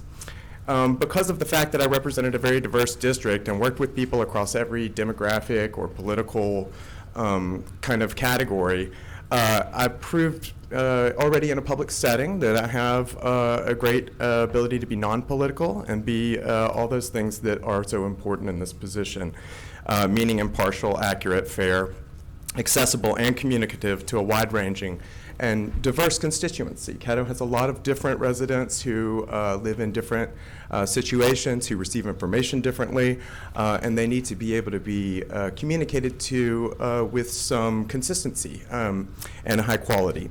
So an example of my ability to be impartial and also referencing some experience in demography would be when we passed the redistricting plan for the Shreveport City Council back in 2012. I was a big part of that. There was a majority of constituents in my district really wanted to see District B be more representative of the African American population, and they had expressed that throughout the campaign. That was something that I was very happy to work on. And so along with Sam Jenkins, who was on the city council with me at the time, we developed a plan with Gary Joyner that did increase the African American percentage to be reflective of what the city was as a whole, which was sort of the mandate I'd been given.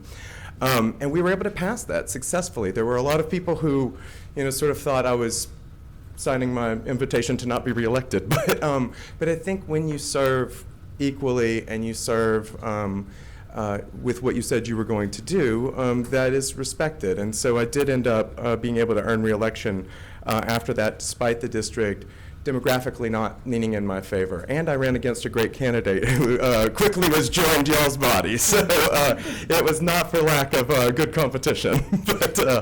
But I have enjoyed serving in various roles in the city of Shreveport and Caddo Parish for about 15 years now. I've worked in various types of local government. I am only 40 years old, though, so while I've had a lot of experience, I have a lot left to give. I have a lot of time that I can commit to this, and really have, I hope, proved a dedication to the city and parish. I have some of the things I think I would bring to the job is potentially a renewed emphasis on communications. I think that some of the messaging, while there's good information that gets out from the office, I don't think it's reaching the people that need to be reached, and in different ends of the spectrum. The way people communicate changes quite a bit, and social media is such a dominant force for communication. I think that the Registrar of Voters Office needs a stronger presence and also needs to be developing content that is able to be shared, that is accessible. I would propose to do things like working with leaders from area high schools, as well as non-political, well-known Caddo residents who could do short videos that would talk about the importance of voting, talk about answers to some commonly asked questions and things like that. Another experience that I think I would bring to the table that would be helpful is my experience in advocacy. As you probably know, in doing budgets, there has been some cost from the state that's been transferred to the parish in terms of maintaining the voting machines, and some things that have fallen more on local government than the state. The state has had some difficult budget years in recent years, and that seems to have resulted in that. But it would be something that I would make a priority to work with the Louisiana Registrar of Voters Association, be an active member of that, and help advocate for a formula that corrects that burden and moves some back to the state in terms of maintaining the voting machines. And then I thank you again for your time, and I just want to also certainly remind anybody who may be watching at home that today is the last day to register to vote for the October election. Yes, it is. It is indeed, and that election, the early voting for it starts in September. So, I mean, we're just a few days away from September 28th, and that's when, votes are going to start coming in. And so it's exciting to be here at a time when it's very relevant. So. It is, and it's National Voters Registration Day. It is. So you have answered all of the questions that we were going to ask you actually that are listed here. Do we have any other questions? Commissioner Jackson? Yes. Just curious to know your thoughts on, I didn't hear your thoughts on maybe satellites. Everybody else sort of chimed in on what their thoughts were for satellite location. Yeah, so for early voting? For early voting. Okay, yeah, well, and I don't know if I'm allowed to. I know I asked at some point, but I don't know that I received an answer, and I don't want to share anything that's inappropriate, but I did make some printouts that kind of address that. What I did is I broke down the voter registration numbers and applied those to each of your commission districts and looked at factors like turnout and how many voting sites there were to see kind of where you could see that there was an obvious impact on voter access. And it turns out that if you feel concerned that your district may not have great voter access, there's probably some legitimacy to that. There are some of you who have disparities in terms of how many registered voters actually vote. The reasons for that would be something that you would know better than I do, but I think that there is some benefit to looking at those numbers to make sure that if you were to go to the expense, because it's just an expense and an administrative burden, but one that's well worth doing, as long as you do it correctly advised, you have the right numbers, you understand the cost and benefit analysis of it, and so you would have to take some factors into consideration. It's not something that I think would be. It's also something to very much consider during the next census. I mean, the census starts next year. Being an active participant with the other members of the Election Commission, as well as the other demographers and other people that you work with to help develop precinct lines and make sure that they're. Yeah, because I tend to go back and forth with folks. They say we have a voter registration problem. I tend to think we have a voter turnout problem. I agree. People, there are various ways that folks can register. Voting is typically the issue. So do I hear you leaning toward satellite Yeah, or? yeah, I do think satellites would be good. I just am not at a point where I think I could commit to where exactly they need to be, although I do have some numbers that would help to show that. And we typically, if you have in, Michelle would be the person that would get that information to us, and I'll pass these out to yeah. in the event that that's okay. Yeah. Yeah, so I definitely do, and I agree with you on the sense, and if anybody else is kind of wondering about.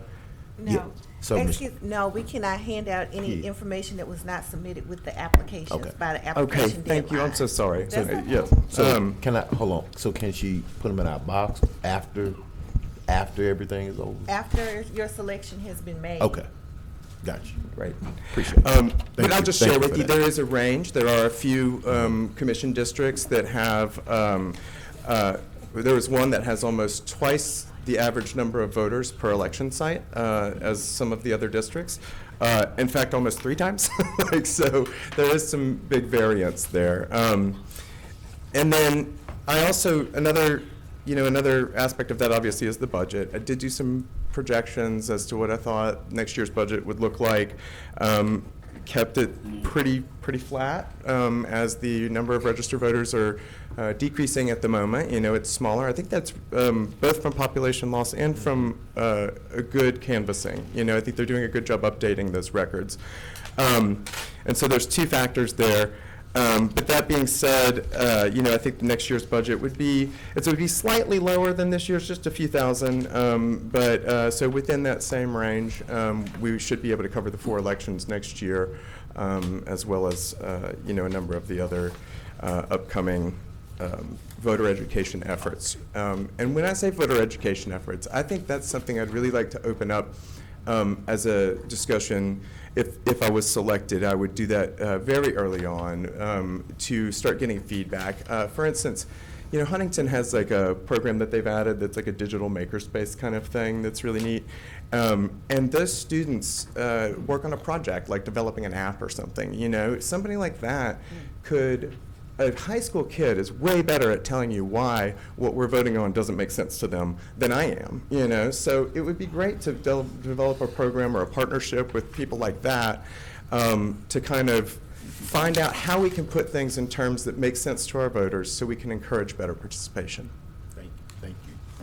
That's it for me, Madam President. Thank you, Commissioner Stephen Jackson. Attorney Frazier, thank you for addressing that. Please feel free to jump in when we. Yes, and I knew that it wasn't allowed, so I was just waiting on her to chime in because I knew if it was, we've already had it at our station. So thank you for addressing that as well, and I'm eager to get that as soon as the selection process is over in my hands. Commissioner John Atkins. Thank you, Madam President. Jeff, a very nice discussion this morning. In wrapping up, I'd ask you to again summarize for us the 2 or 3 things that make you uniquely qualified for this job.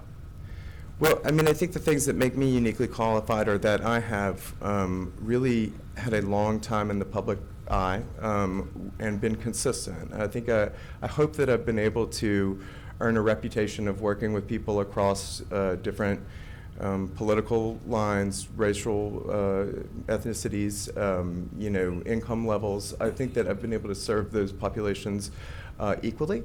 And I think, or I've at least certainly tried, and I'm always open to improvement as well. And I also think that, some of my background in, I won some pretty tough elections, and I didn't do it because I'm that cool. I did it because I'm pretty smart at knowing where voters are and who votes and who's likely to vote. I'm a bit of a nerd, and so I'm good at those numbers, and databases and things like that are an integral part of my political service thus far, and so. It would be really a good, I think, application of that. I think it would be a good way to put that to service for the community that is where I call home. Thank you. Thank you, Madam President. Thank you, Commissioner Atkins. Former Councilman Jefferson, I just want to say that I appreciate your vision. I appreciate that you are still highly engaged and connected to the people. Your willingness to continue a life of service after you serve so long already. The desire to serve on a statewide level, your diversity, your inclusion, addressing that the biggest room that there is room for improvement. I thank you for acknowledging that our children, our youth are our future, and I wish you the best in this process. Thank you for sharing with us this morning. Thank you. You have given us a vision, something to hold on to during this process, so thank you so much. I appreciate the opportunity, and I thank you all for taking the time out of your Saturday mornings to spend the time with me here. Thank you very much. Thank you. Madam President, I'd Yes, like sir. to bring to everyone's attention that Ernie Roberson did come into the room. He's in the back. Good morning, Mr. Roberson. Thank you for joining us on this process. We're elated to have you here with us this morning.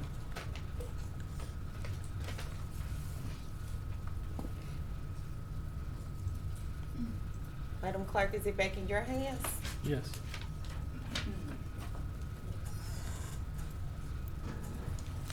Next, we have Mr. Furman Garlington. Good morning, Mr. Garlington. Good morning. Good How are morning. you? Get you pulled up here.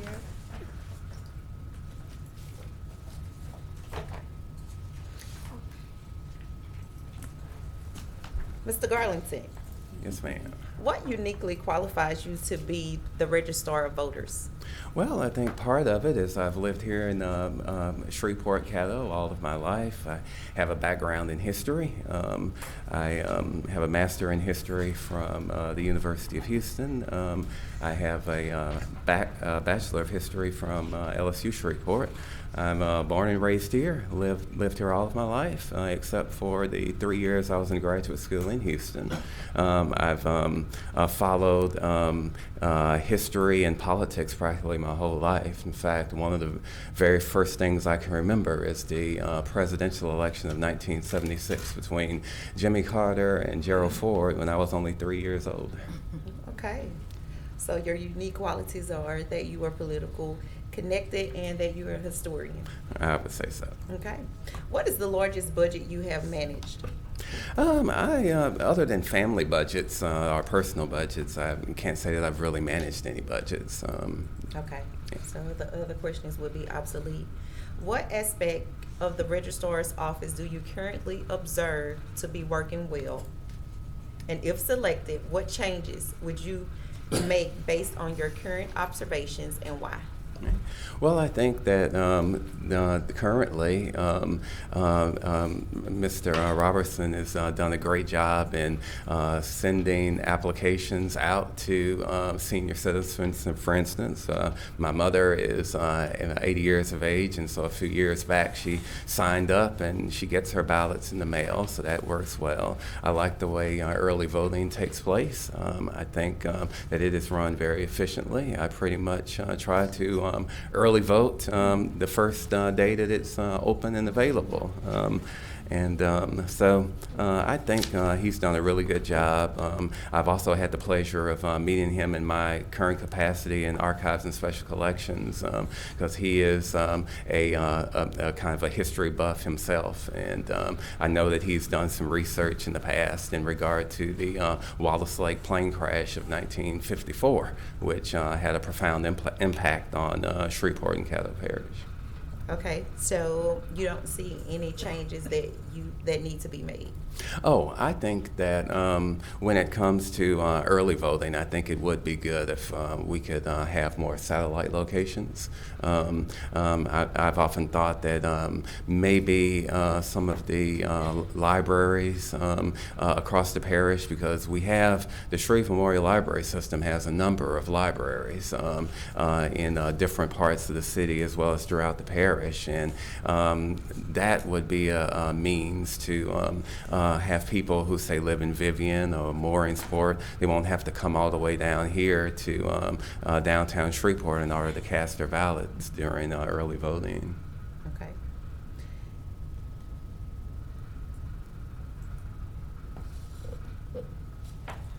I don't have any other questions. Anyone else? Commissioner John Atkins. Mr. Garlington, thank you for Yeah. your interest in serving as Registrar of Voters. Yes. Thank you for coming down today. Forgive me, I'm not very well acquainted with the actual day-to-day roles of a professional librarian. How would you see the skill set that you use in your day-to-day practice apply to the Registrar of Voters office? Well, we have to be responsible for managing people. We have student assistants who we oversee. There's also the public, because we're in our archive. We're open to the public as well as the students at LSUS, and they come in and they research a number of different issues.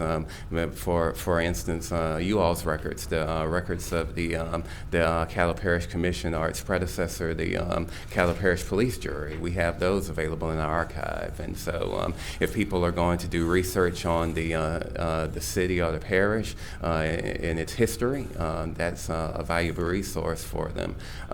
We have some of the parish records in our archive, which go all the way back to the 19th century, around the formation of this parish.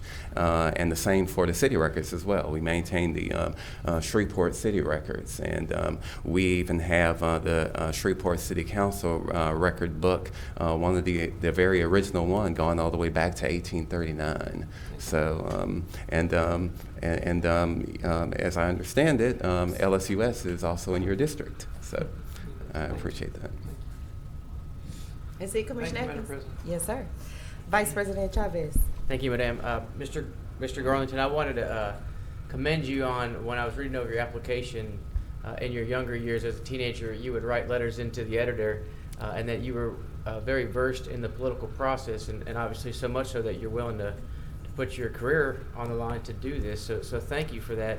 And I know one of the hurdles of today is to getting the younger people mobilized and motivated to vote in the election process. And I know that not only did you do that, that you would be willing to move that even forward and work on that in our community. So thank you for putting your name in the hat, and thank you for coming down. Oh, thank you. And I go to church in your district. Brookwood is in your district. Thank you, Mr. Garlington. Best wishes to you. All right, thank you.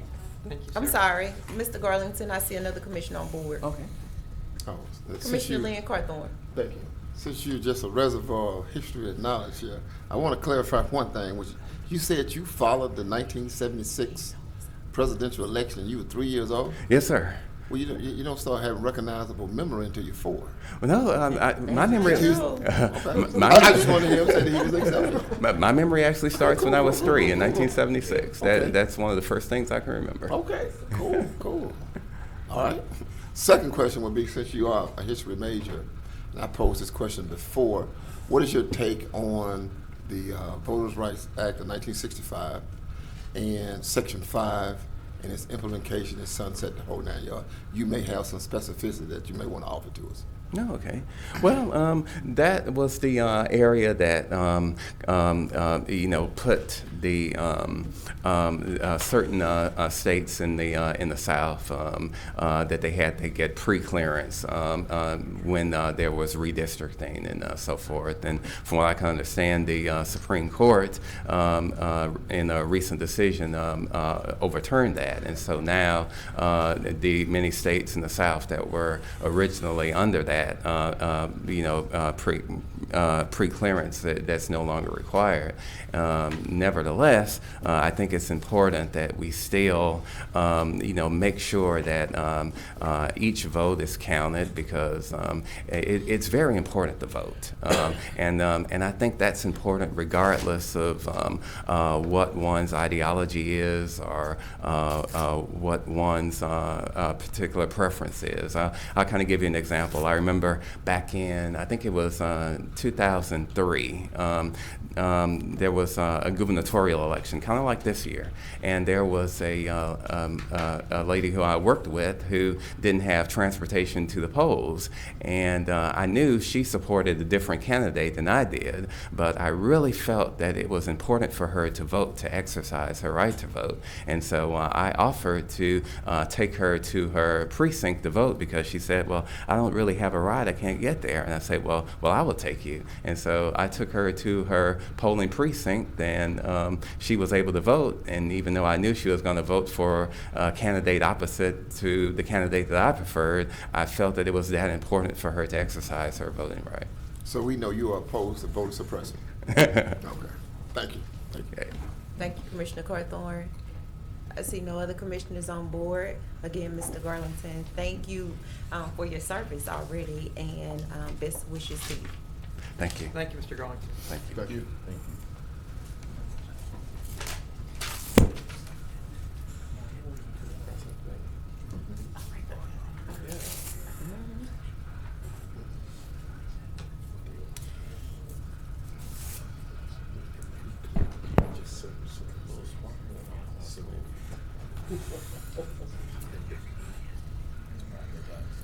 Wait, I need to check.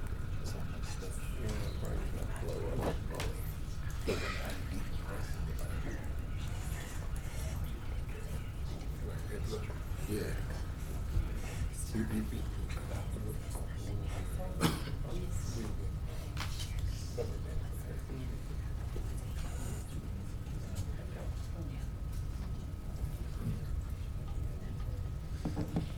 Good morning, everyone. Good morning.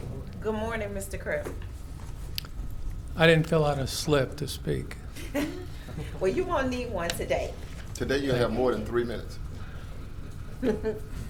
Absolutely. Mr. Kraft, Less than 30. would you explain to us what your unique qualities are at being the Registrar of Voters for Caddo? Be happy to. I have a perfect voting record. I've served as commissioner in charge for years. A vote is a veto. Change the vowels. I've studied the Louisiana election law for years, since college, 50 years ago, not just recently. I know it inside out. We don't have time for me to quote verbatim from sections, but if you want to be bored, I'll do that for you. No, sir. Want to increase actual voter turnout in the parish for every election? Gee, whoever has that answer is a genius, because we haven't done very well, but I want to try. I want to have the registration cards. This is a small item, but because it's a small item, mine and my wife, she can barely read the precinct and the place you vote. There's room for a bigger font. In Arkansas, you can actually see where you vote. But these cards are valuable, but the font is too small. I want to speak about voting, how important it is at high schools, BIPSI, college, LSUS Centenary, get students interested. I want to remind y'all that following the Bill of Rights, 9 of the following 17 amendments to the United States Constitution concern voting. Must be important. We get all these amendments, 12, 14, 15, 17, 19, 22, 23, 24, and 26. 3 of which are exclusively voting. The 15th giving the black man the right to vote. The 19th giving the woman the right to vote. Don't look at me that way. And the 26th, the 18-year-old. And the others peripherally dealing with voting, the Electoral College. Understand the Constitution very well. Okay. Keep it with me at all times. Memorized it just for fun, if you got 45 minutes. Okay. Yes, sir. And 2 more. I would donate 1/4 of my salary towards the end of funding NGOs in each district, with each commissioner being responsible for working with young people to enhance and increase voting registration. It would just be a flat-out donation, if that's legal, and I think it is. Once the salary comes to me, I'm allowed to give it to the Salvation Army or Robinson's Rescue or voting. And finally, a kind of a point that's financial in a sense. Since I'm retired with state retirement and Social Security, I wouldn't need any retirement from the parish, any health care, have both, have more than enough of each, so it would be no cost. And the last one, this is my geeky side, but I would love, as the registrar, to go to national, state, local events and recite voting stories, not just recite I Have a Dream or the Declaration, but I've read so many books about voting. There's so many anecdotes about voting. This body has had close elections. Lola May won by 5. Monty Walford won by 6. Alvin Hicks won by 6. I've seen elections in St. Tammany where 1 vote decided an election. So I think my qualifications are different. And to wrap all this up, I don't have anything but this little sheet, which I just wrote 5 minutes before I was called in. And I use my flip phone and my iBrain, and I have thousands of bits of data in my brain about elections, local elections, past elections, dates for elections. When I vote October 12th in 3 weeks, it'll be my 190th. For the record, I do get credit for missing 1 vote when a mailed-in ballot from Paris, France to New Orleans failed to get recorded. So I really think this is a wonderful opportunity, and I only ask you 12 to please choose someone who you feel and you believe can do the best job, regardless of age, race, sex, politics, sign of the zodiac, or anything. And try to get somebody who votes often. Several of the candidates are right behind me with a nearly perfect voting record. 1 has not voted at all. I don't get that. You want to be registrar of voters and you don't vote. So that's all I have, and I'd be happy to try to answer any questions. Commissioner Carthor. Yeah, how you doing? Hey, how are you doing, big fella? I enjoyed your words and your dissertation. The only thing you missed today, you should have come in character like you did at the 4th of July. Or No, not today. I would have suggested that you dress like Lincoln today. You're number 5. John Bell was, no, you're number 6? Okay. Yes. Stephen's number 5. Okay. Okay.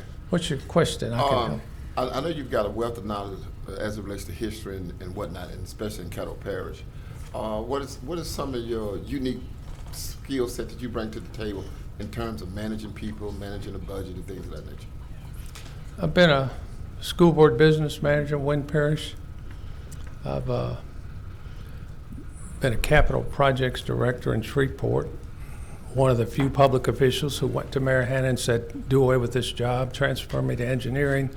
Job wasn't needed, the work was needed in engineering. I've managed people as a customer service manager at newspaper production until the Journal closed, March 31st of '91, the final issue. I've managed people and done well, and I've enjoyed it. And with the state of Louisiana for 25 years, I did not manage people. I tried to help people who'd filed for Social Security disability. And in the last year, I started driving cars part-time for Enterprise Rent-A-Car just to get out of the house and get away from the Ancestry.com ladies who drove me out of the house. But I have a pretty good background, and I hope that it is interesting enough to be considered for this position. Thank you, Madam President. Thank you. Mr. Kraft, you have answered all of the questions that we had planned to ask you on today. The only thing I didn't hear you say is, and this is one that I've been asking, how do you feel about early voting satellite locations? Well, as one who in 1972 worked closely with a delegate to I tried to get early voting included in the '74 Constitution, but we got to have to. Early voting satellite locations can be welcome in a few elections like presidential, when the lines get really long even for early voting. I would not think we need many, but I do think we need one up in Doug's area, up in Vivian. I think people who want to vote early, if they vote on election day, they vote at Vivian Middle School or Ida or Rodessa or one of the 5. But to have them come 30-something miles here and back to vote early, because you can't depend on voting for presidential on a Tuesday morning. You're going to be late for work. And on the way home, your dinner's going to be cold. So I think we can use a couple of those in Caddo Parish. Has to be done with a lot of thought, not too terribly expensive. I don't think you need it for a school board tax renewal when you get a 3.8% parish-wide turnout. And that's another thing, which is somewhat a clerk of court secretary of state thing, but the registrar peripherally is involved. let's stop paying commissioners to work all day at the polls, and at the end of the day, as in that 3.8% school board renewal, check the records. 5 precincts had 0 votes.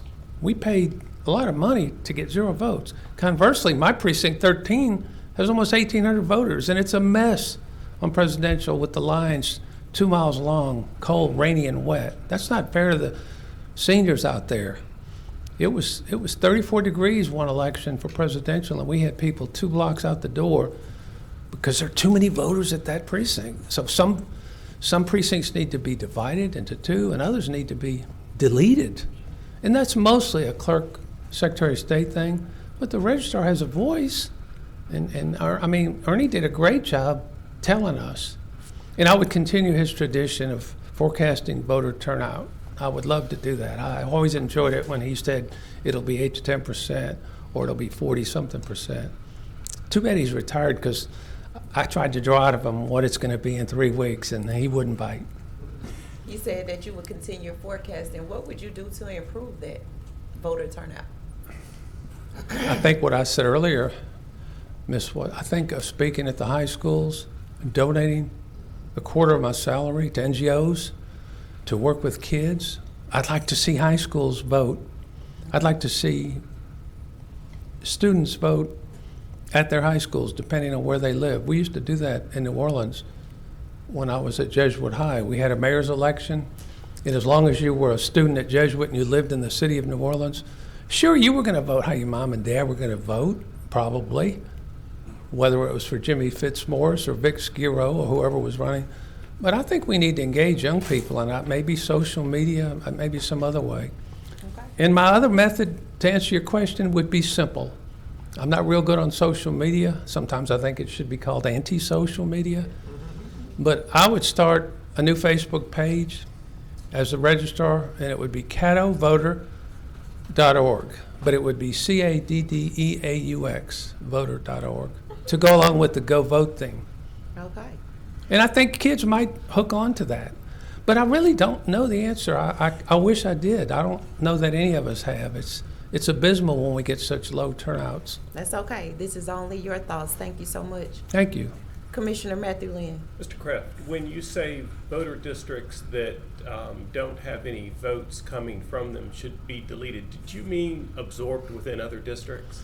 I mean, a precinct which tallied 0 votes should be merged with a neighboring precinct adjacent to it. Thank you. I wanted to give you that opportunity Yeah, for clarification. Thank you, Commissioner Lynn, because we've done that. That was done a couple times when Buck Folco was registrar years ago. He noticed some precincts, and they went to the elections board, and we were able to dissolve. And when 13 got really big, they divided it into 13A and 13B, and we were so pleased with that. About 900 voters per precinct. But for some reason, maybe economy, they were recombined, and now it's all 13 again, and that's just too many for gubernatorial and presidential. But that is what I meant, and thank you for drawing me out on that, because that's important. We're not going to deny anyone the right to vote. They just have to find their new polling station. Thank you, Commissioner Lynn, and thank you, Mr. Kraft. Commissioners, if there's no other questions, this will conclude Mr. Kraft's interview, and the chair has asked that we recess for 5 minutes, so let's be back on our chair at 11:20 a.m. Thank you, Mr. Kraft. Thank you. I had more than 3 minutes. How to feel? You should have dressed up, though. No costume. Wearing this is more foreign to me than my costume. Oh, that's more foreign than you did a costume. I'm more comfortable with a white wig. And I don't have the white.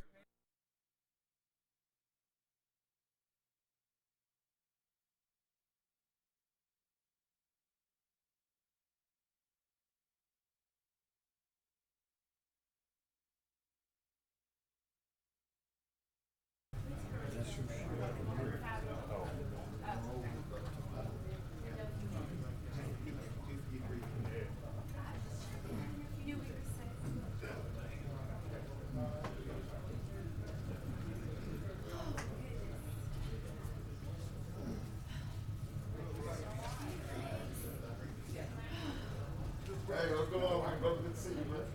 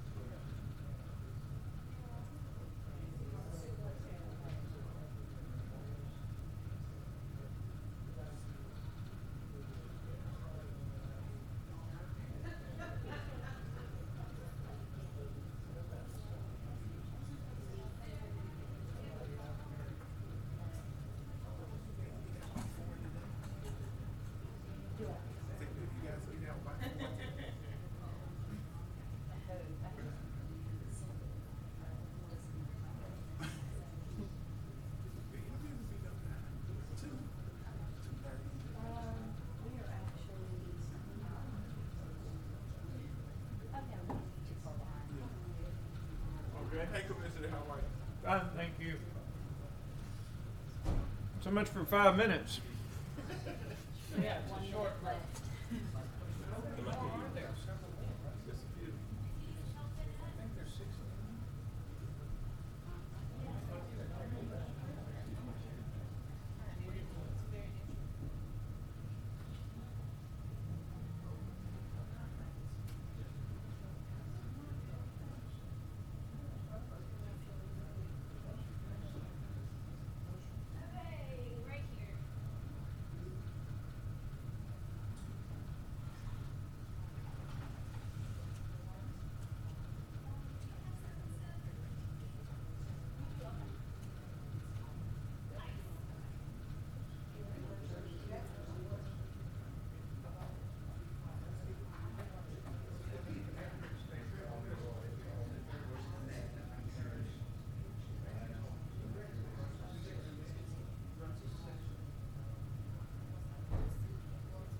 I'll go try to round them up. Oh, I'm not in a hurry. I know.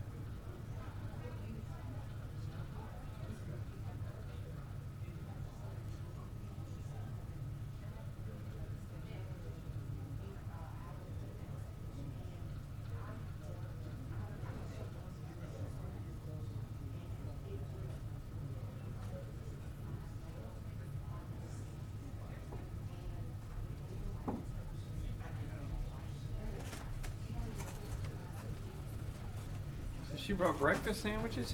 No, just turkey sandwiches. They're turkey melts, because I didn't eat breakfast. I told her, bring me an omelet. She said, I'm not gonna bring you food out your car. You got the best wife ever. Commissioner. Well, it's different than your place. If I can't get away with it, tell us. When you, Let's get the commissioners back in here. We're going to reconvene here in a couple minutes. We're waiting on the other commissioners to get to their stations. I just did the dishes there. You're right. I got no control. I just mean, Thank you, baby. No, she was gonna go to the gym, and I asked her, would you drop me off some food on the way to the gym?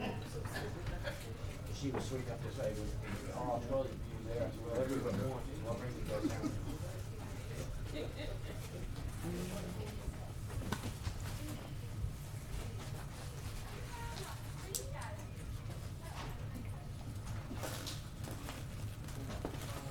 We need 2 more. 3. What's up, RJ?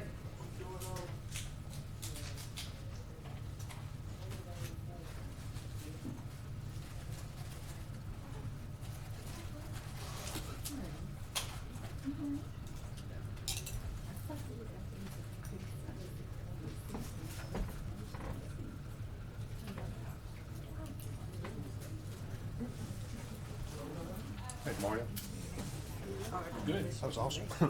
Right. Thank you. What it was, some type of. She moved it for you.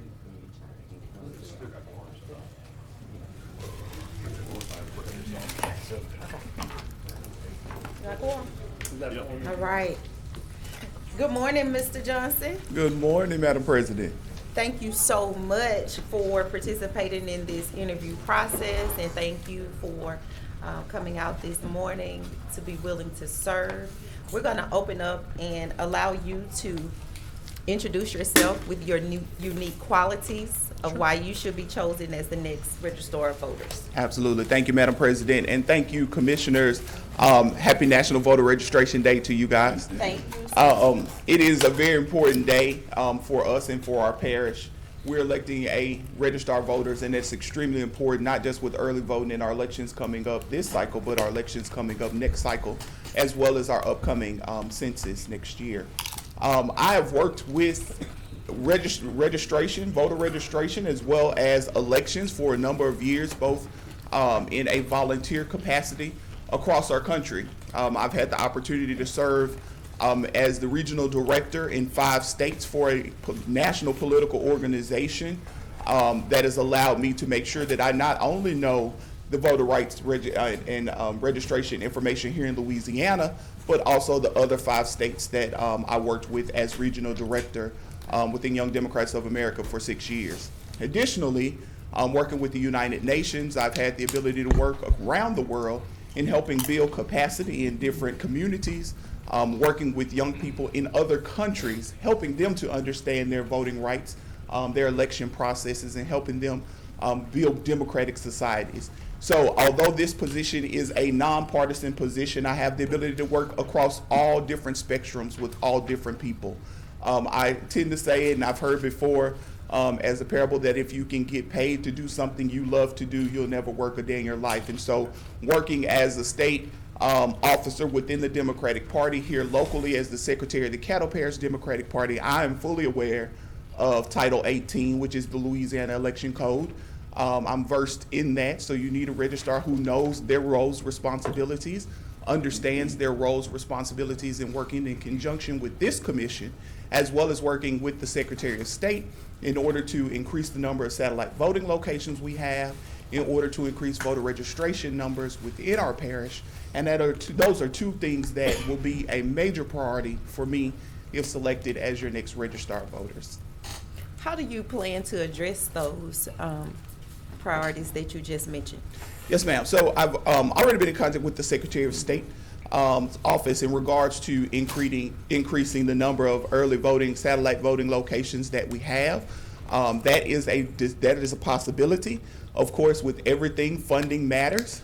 The registrar's budget is about $600,000 We hopefully will be able to increase that so we can increase the number of staff that we have in the registrar's office. As you may know, and I believe Mr. Roberson has told you before, particularly in the budget presentation or budget narrative that was submitted to you for this fiscal year's budget, that Caddo Parish is the most understaffed of all of the jurisdictions in Louisiana as it relates to the number of voters per capita. And so my hope is that we will be able to reverse that trend. We will be able to bring in permanent, not just temporary staff members in order to meet the needs of the voters of this parish. And so working in conjunction with you all, our facilities and maintenance department, with the commission, we will be able to bring in more satellite voting locations, as well as working with our high school day, voter registration day, to increase that, those voters that are registering in the parish, and letting folks know, getting with our new businesses. When our new businesses come in, when they bring in new employees, welcome to Caddo Parish. Here's your voter registration card. We want to get those folks on the rolls because they're going to invest. They're investing their business here, and we want to make sure that they're invested here as it relates to our elections processes. Okay, I just want to back up 1 second and ask you a question. When you said increasing the staff of the early voting satellite locations, do you think that you would have to increase your staff if you had a staff member who was off for perhaps about 7 days? Well, I think it's important to make sure we understand why that is necessary, and that we follow all rules and regulations as it relates to civil service. And so we will look at those regulations and follow those regulations to a T. But if there's a need to adjust staffing for that, we will do that as necessary. Well, my question is, if you had an employee who was off for about 7 days, just say they were out sick with the flu. Sure, we have the ability to make temporary adjustments and hire temporary staff. So I do believe that would be necessary, particularly depending on where that was. If we're 7 days prior to voter registration ending, absolutely. We would need to make sure that our office is fully staffed and covered during that time. Okay, thank you. What is the largest budget that you have managed? Sure. I've managed the budget of $3.5 million and upwards in volunteer roles on boards and commissions as well as professionally. What were the challenges in managing those said budgets? I think one of the major challenges in managing a budget is putting everybody's needs and being able to fund those at 100%.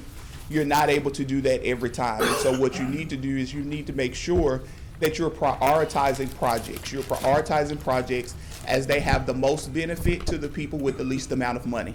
And so you have to make sure that you're listening to folks, understanding where those needs are, and placing those budget dollars in the area that they're going to have the most impact. What budget successes are you proud of? Being able to manage a budget, that's extremely important. In today's day and age, we have to live within our means. We have to make sure that we're doing the things that in government especially, and having worked in government previously, we have to serve the most people with the least amount of money.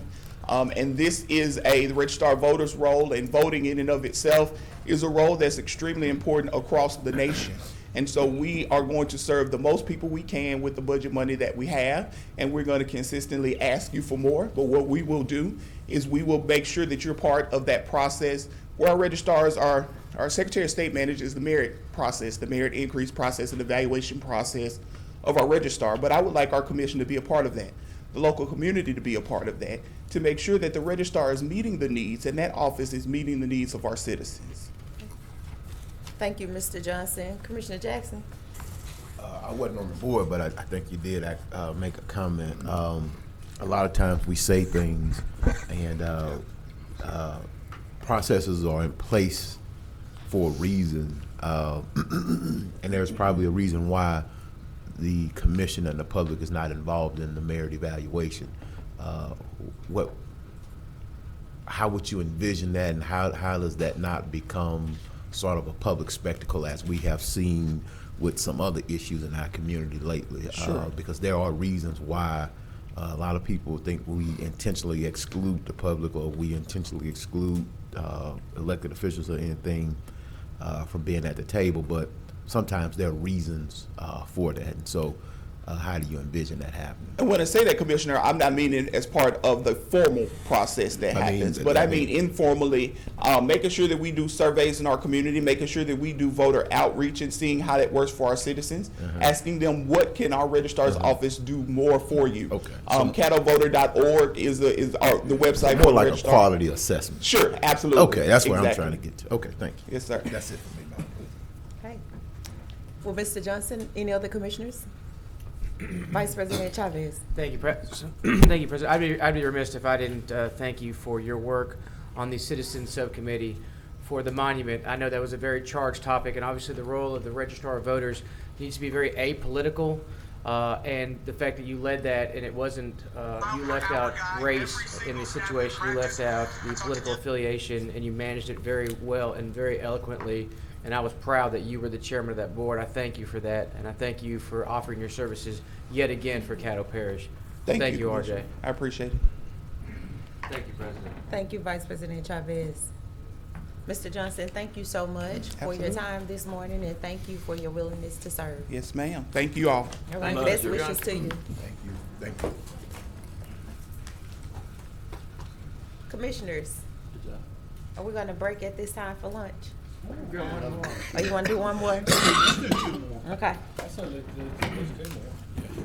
Madam Chair, you gonna get Mr. Johnson?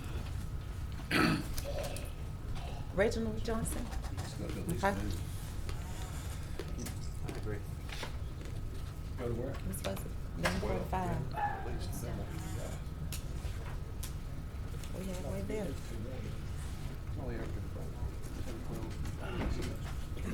We halfway there. Next, we have Mr. Reginald D. Johnson. Just go to the podium, sir. Good morning, Mr. Johnson. Good morning, Commissionerwoman Watts. Welcome. We will, at this time, we're going to allow you to open up with your unique qualities of being the Registrar of Voters. Okay, great, thank you.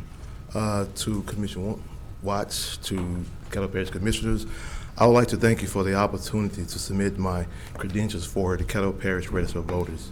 I am especially interested in this Caddo Parish Register of Voters position because of my education, experience, professional training, and has prepared me for a disciplined, a secure work environment, and the challenges associated with unexpected events. In my social time, I enjoy playing around a golf or two and volunteering in the community mentoring young men. I have submitted my resume application that further substantiate my qualification, education, experience. Again, thank you for considering me. I think that I'm duly prepared for this position. I have looked over the job duties and restriction based on past events that the voter register has concentrated on just maintaining a list. I think that the focus needs to be focused in a different area because the elected officials, the elected process, and the voter list is a detriment to all facets of the community. What I mean by that is that it's involved in economic development, it's involved in resource because it's tied to the census, it's tied to numbers. We need to look and see why is it that the voter turnout is low. We need to drill down, see why they do not participate.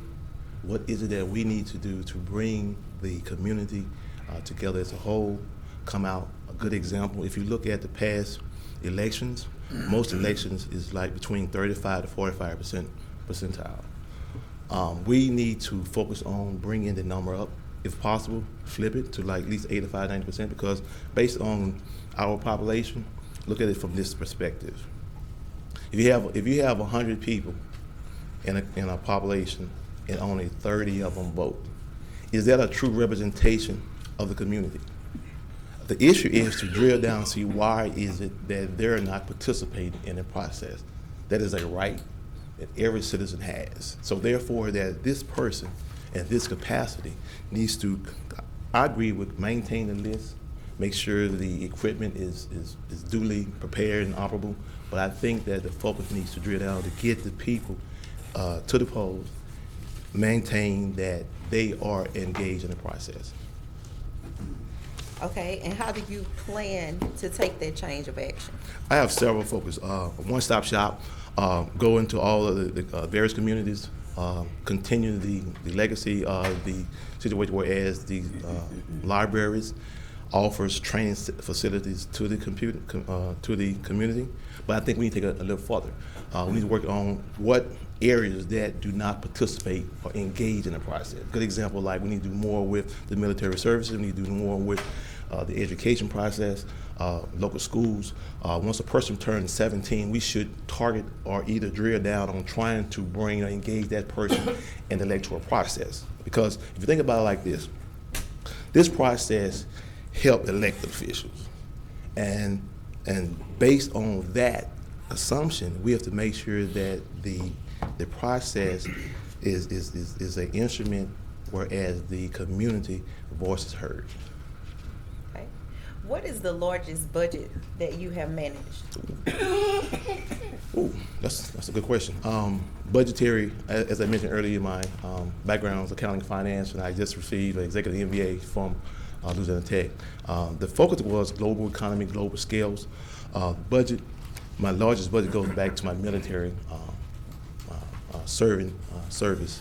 The budget that I have participated ranging from like 200 million to 900 million because in that process, I was involved in the administrative, whereas we had to do logistics, we had to do embarkation on large tankers, battleships.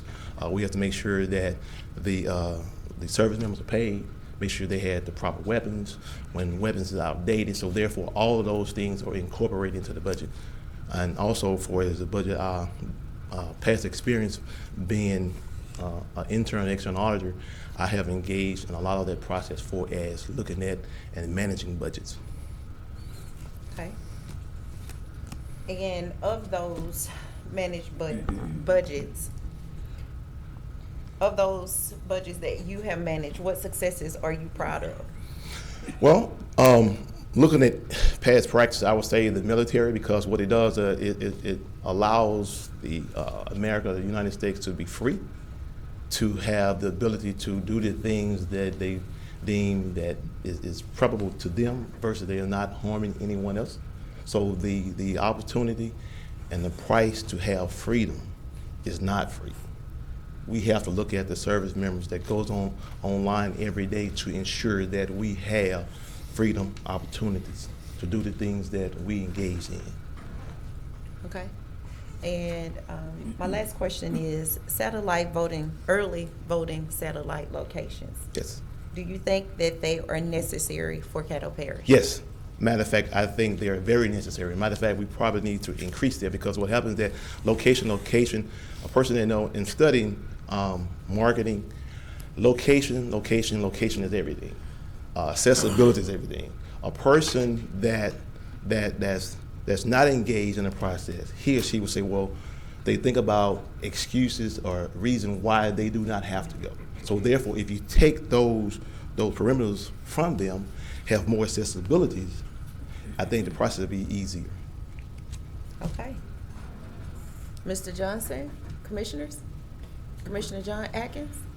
Thank you, Madam President. Mr. Johnson, I just wanted to Yes, sir. thank you for your service in the United States Marine Corps. Thank you for your service at Thank you, sir. Desert Shield, Desert Storm. Yes, sir. Yes, sir. And thank you for your continued interest in serving the parish. We appreciate it. Thank you. Thank you, Commissioner Atkins. You good? John took it, I was good. All right. Devil dog. Thank you, Mr. Johnson, for your service, and thank you for extending your hand for service once again. Best of wishes to you during this process. All right. Thank you very much for your time. Right.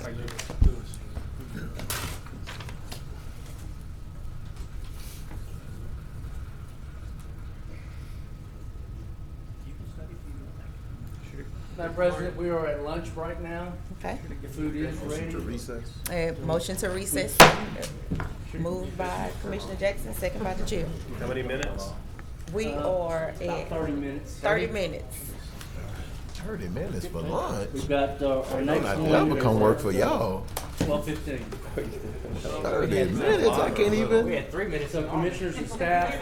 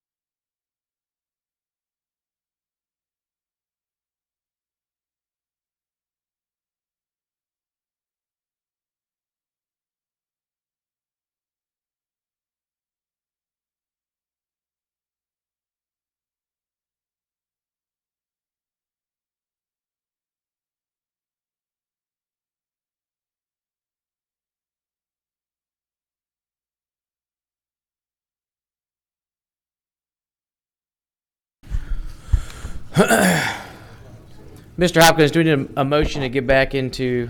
Motion to reconvene into. Second. All right. Mr. Lane? By acclamation. Yeah. Yes. All right, next we have Christopher Langley. That's correct.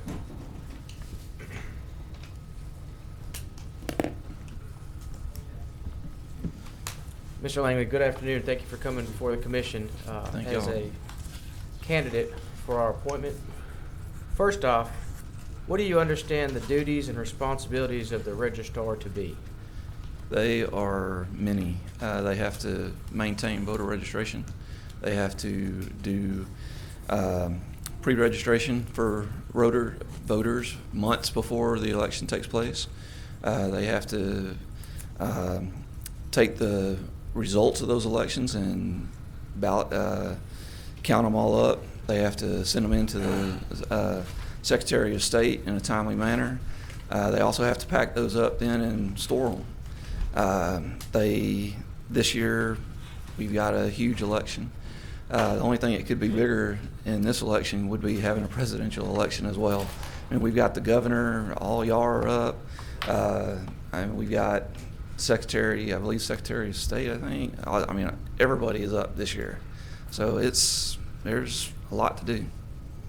But it starts months before I'm even going to be able to get a chance to get in for this one. So, What aspects of the registrar's office do you currently observe to be working well? If selected as registrars of voters, what changes or change would you make based on your current observations and why?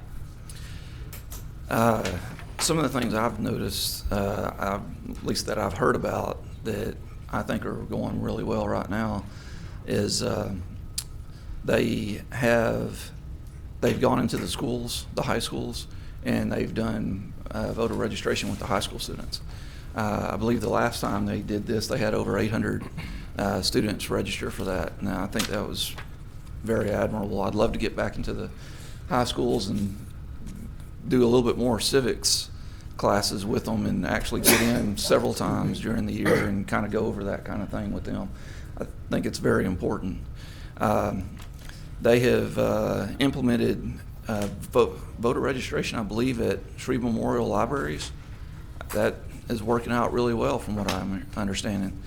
I've lived in 2 different areas in town and had 2 different polling stations that I've attended, and the folks that have been at those polling stations have been very courteous. They've known what they were to do and were polite and courteous, and so those things I think are going really well. What needs to be changed? I don't know. I'll have to see what it is whenever I get in there and see what squeaky wheels need to be oiled. Thank you. What is the largest budget you have managed? When I was at ETBU, we didn't really have a budget. I was the manager there at the post office. I had a little statement here that I was going to go over a little bit, but basically all my life I've been doing technology. I haven't really done managerial as far as the budget part of things are concerned, but I did manage the post office while I was at ETBU. I was under one other person that actually did the budget. I had 8 to 12 student workers that was underneath me. I managed their time schedules, managed their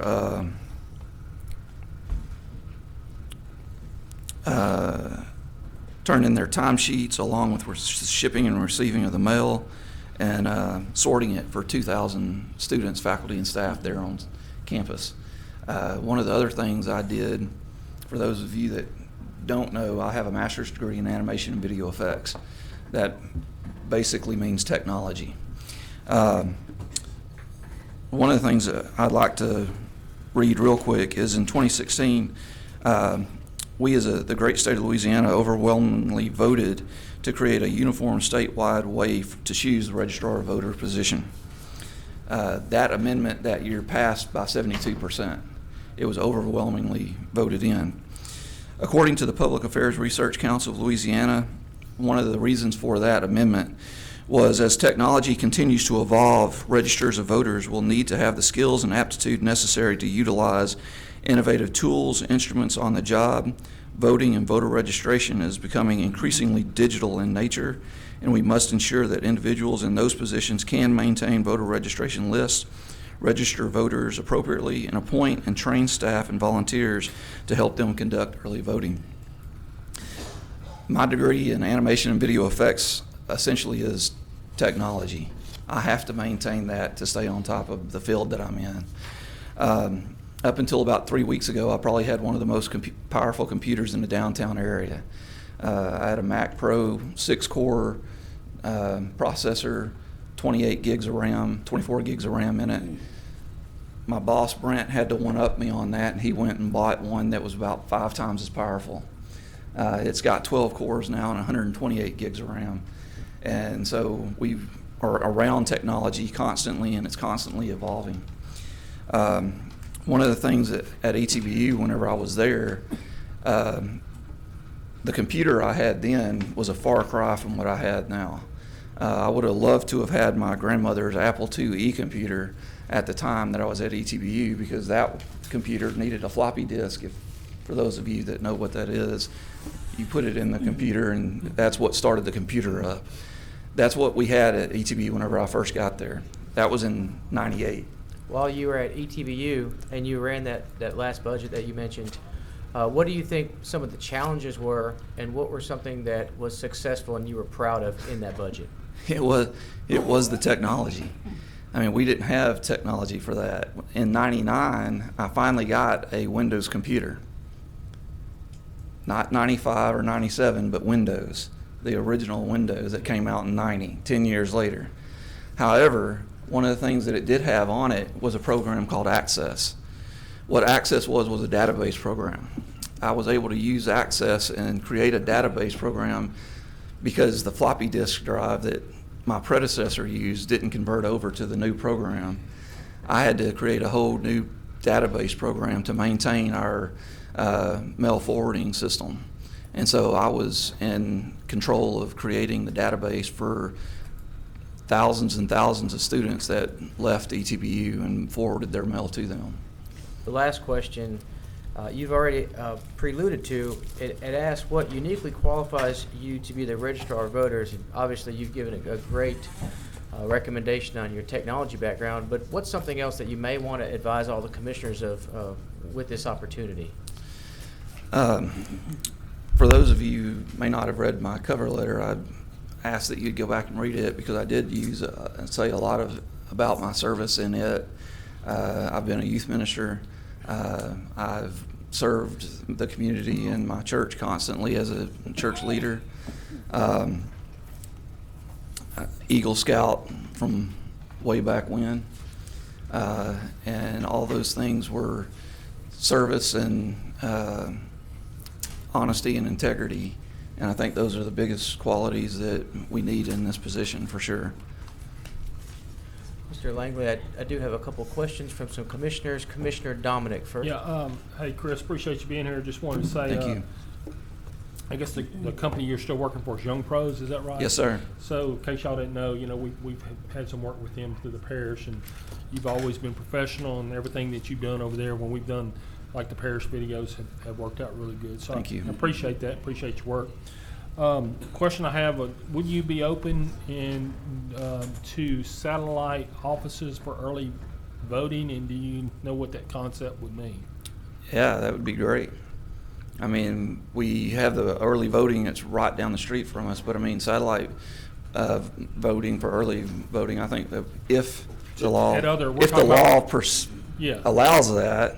We're talking about like at other locations, yeah. Maybe up in Vivian in certain parts of the for sure, for the, or even some of the low-income areas in town where they may not be able to, get out and get to voting in other areas. So yeah, that's a I know your great office idea. is right there by 515 Marshall. Is the Hannah building? Is that right, Donna? Huh? We're in the Slattery building. No, the registered voters office is in the Hannah building, correct, Donna? Francis Bickham. Is it Francis Bickham? Bickham building. I know your office is right there too. during the Makes early it easy for me to go during vote. early votings. During the early votings, have you seen any long lines or any issues there with maybe parking or people able to get in and out or anything? During Obama's second term, when was that, 2008? Yeah. 2008? Oh my gosh. Yeah, it was long lines out the door for it. But I mean, it almost stretched down to our office, but I voted in that line, and I mean, maybe took us maybe 20 minutes. I mean, it wasn't bad at all. Okay, I appreciate it. Just one thing I know that my dad's 83, and a couple years ago, he's probably 79 or 80. He came in to early vote, and Mr. Robertson, they got him in there. They said everybody actually just kind of let them go ahead and go ahead of everybody. So they were really bragging about everything that was going on at that time, and having the access for, I guess, someone he just can't walk real well at this point. So, thank you, Chris. No problem. Thank you, Commissioner. Any other commissioners on the board to ask Mr. Langley any questions before we wrap this interview up? Mr. Langley, I see no more questions. I appreciate your time and coming down here today and putting your name in the hat. Thank you. Thank you. Thanks, Mr. Langley. Appreciate y'all. Thank y'all. Thank you. Good luck to you, Kevin.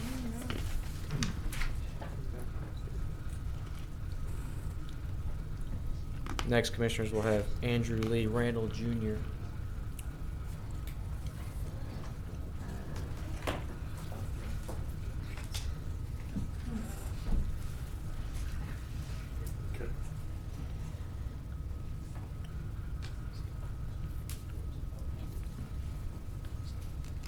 Next, we have Mr. Andrew Lee Randall, Jr. Good afternoon, Mr. Randall. Good afternoon, Mr. Vice President. It's a commission. Thank you for this opportunity.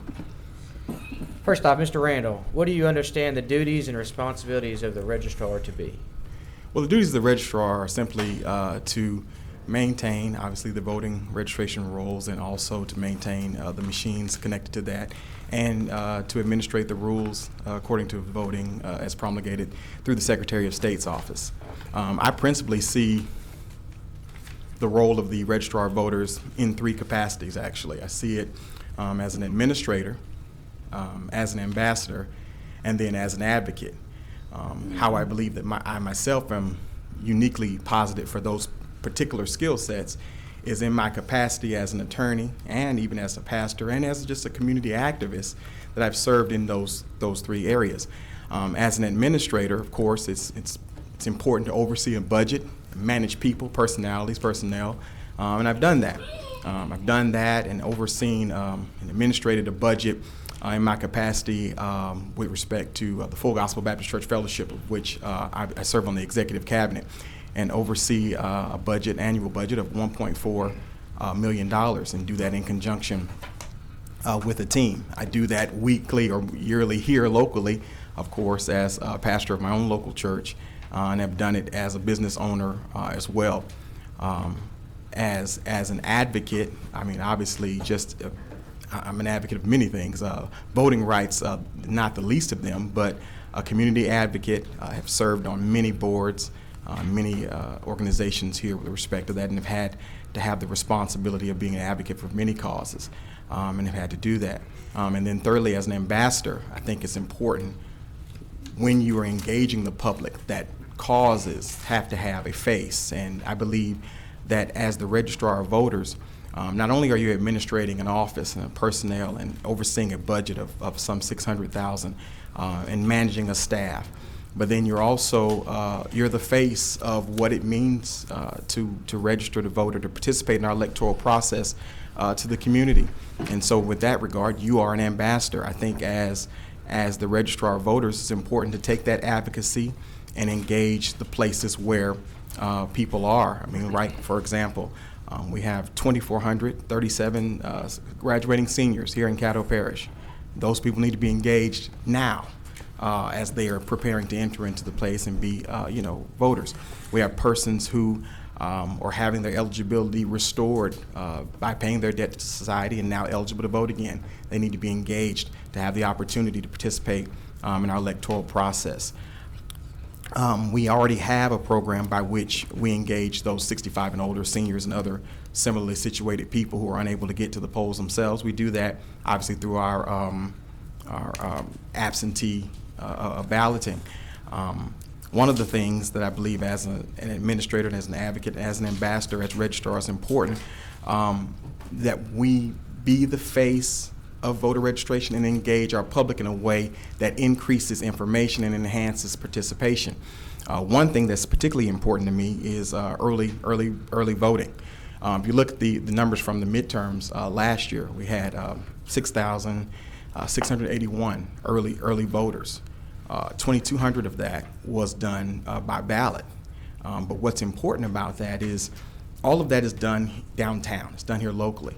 One of the things that I think would be significant to enhance that is to be able to provide locations, satellite locations, if you will, that would encompass the width and breadth of the parish, because we need to make sure that people from Greenwood to the Jimmy Davis Bridge, from Vivian to Stonewall, have convenient access, to voting. And so that would be one of the things I believe programmatically that would be important if I were afforded the opportunity to be registrar of voters. Thank you, Mr. Randall. You just answered some of the things that you observed that may not be working well and how you would address that change and, of course, the reason why. What is the largest budget that you have managed, and what were the challenges in managing that said budget? The largest budget would have been the $1.3 million budget that I mentioned with respect to the Full Gospel Baptist Church Fellowship Conference.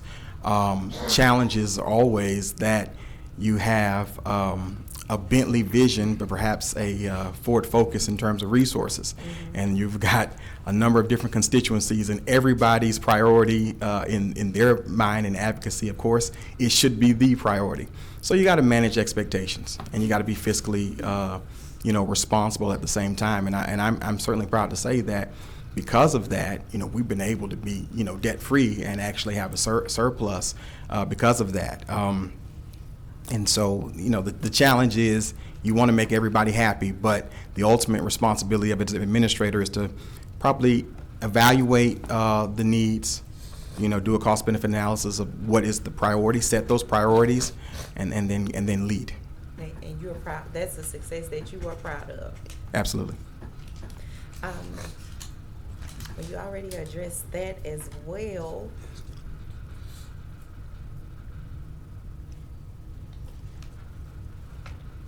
Any other questions? I got one. Commissioner Doug Dominic. I know you addressed the satellite issues. Yes, sir. Around the city, around the parish, and we talked about that. And maybe you said this, I just can't remember. What other changes do you think, that need to be made or should need to be made to do the things you said, get more people involved and things like that? I know you're talking about going to high schools and stuff like Certainly. that.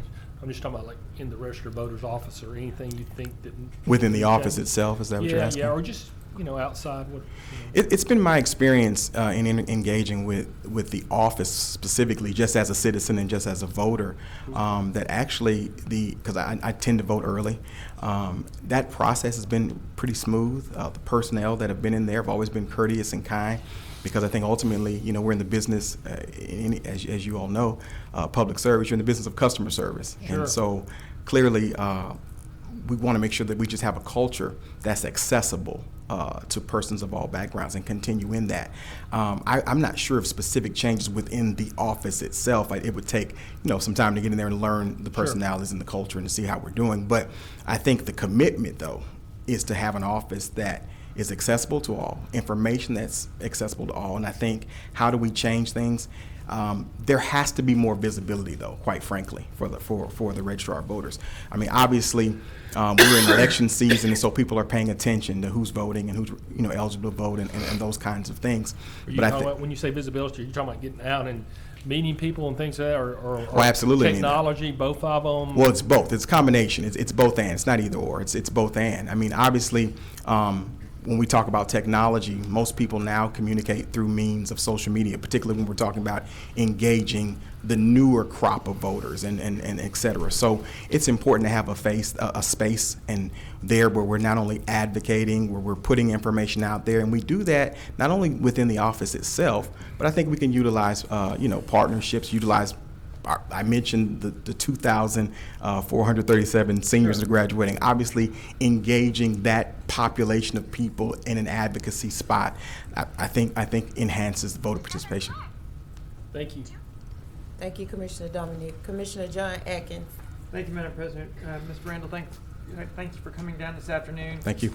We talked about the possibility of satellite early voting locations. If you were, let's assume you had some funding available to do that, how would you determine where those locations go? Well, I think it'd be important, to obviously as we're surveying, the state geographically, the parish geographically to find the most convenient locations. What I think as an initial matter, though, in terms of my thoughts, as I've given this some thought, I think some partnership with our public libraries would find an ease of assimilation where we could do that and with a minimal cost because of the partnership between the city and the parish at that point. So strategically, I would think using public libraries strategically located in a northerly, southerly, eastern, and westerly point would provide, I think, the greatest access. Would you not consider voter density per let's say distance from the current voting sites or anything like any geographical areas like that, or voter density areas? Well, I do think that's important because it wouldn't do much good to have an equal geographic location where there's a very low population density. So I put something out in a region that has very little people, then we're defeating what we're trying to do. So that would be a part of the equation, I believe. Thank you. Thank you, Commissioner Atkins. Commissioner Stephen Jackson. Well, I was going to ask another question, but I'm going to follow up on the previous one. So, assuming that there was a possibility of satellite location. Yes. So, could you give me a little bit more context with regard to when you just said if there are not enough people? For instance, the rural areas is a little less dense. They're a little less dense, but they're further away. But my district is more dense, but we're not that far. Or maybe I should use Commissioner Lynn or Commissioner Chavez. They have more people. Sure. But their drive may not be, I guess, the 40-minute drive. Less people there in the rural area, but a further drive to get to downtown, as opposed to more people in the urban core, but a shorter drive. So would that not factor into, would that or would that not? I think there's going to be obviously a sliding scale with respect to population density and location. I don't think it's going to be like a bright line formula. I think just evaluating the locations the placing of locations throughout our parish, I think we would look at both factors. Gotcha. Yeah. Gotcha. My other question is the voter canvass has typically caught voters off guard where you have a situation where somebody thinks they're registered in one place, only to find out that they're registered or they did not move that voter registration. Correct. A system moved that voter registration. And so how do you see the voter registrar addressing that particular, or is that something that you think the voter registrar should get involved with? Just give me some thoughts on that. Certainly. Well, of course that's done, as you know, through the Secretary of State's office, but I do think it's important because ultimately when all politics is local. When the voter comes in, the Secretary of State is not going to be the face of whether or not I'm registered to vote. It would be the registrar. And so I think it would be important to have some input, even if you don't have direct control, over that. And so I think that's important, whether it's a caucus of the state registrars of voters collectively having a discussion about that and making some recommendations to the Secretary of State, or whether it's a direct appeal to the Secretary of State. I think each situation may be different, where as in Caddo, that may disproportionately affect, our voters to the point that I may take a position in that stance as an advocate on behalf of our citizens that may not be the same in Ouachita. So I think that would just take some caucusing, but I think evaluating the situation and just understanding. And then I also think as an ambassador, because that's the part that I can control. I can't control the canvassing process, but as registrar, we're putting information out there in a manner where people are getting it, not just on the website where they can click and check, but actually being aggressive and assertive in terms of putting that information in the hands of people so that they can check in time and make sure that things are right for them when they do show up at the poll on Election Day. My last question is, Yes, sir. You talked about, could you give us a number, I guess it's a two-part question, give us a number about the number-wise, budget-wise, that you have managed, the largest budget. Could you put a number to that as well as organization management? Sure. The number that I given was $1.3 million from the conference. No, and in terms of organizational management, in multiple capacities. In that specific capacity, I'm overseeing the Office of Legal Counsel. So with respect to that, I'm overseeing and coordinating with the Chief Operating Officer, the Executive Treasurer, and those persons that are responsible, for the promulgation and execution of the budget. Also, in that sense, also dealing in a different demographic sense, because you're organizing it's an organization, it's an international organization, and so you're in my purview in that space. I've been able to do that. And in a secular space, 10 years ago, it's important because we're coming around time to that. I was also a part of the Census Count Committee. Was co-chair of that, and then part of that process was engaging our local populace in terms of not only counting our citizenry, but being able to perform an evaluation of the makeup of Caddo Parish and engaging them for the purposes of the census. And so some of that work will come to the table with respect to my role and responsibility as registrar of voters if chosen. That's it. Thank you, Madam President. Okay, thank you, Commissioner Jackson. Commissioner John Atkins. Thank you, Madam President. Mr. Randall, let me compliment you on your responses this afternoon. You're obviously well prepared for this discussion. Thank you. Of course, reviewed your resume, and I have it here in front of me again.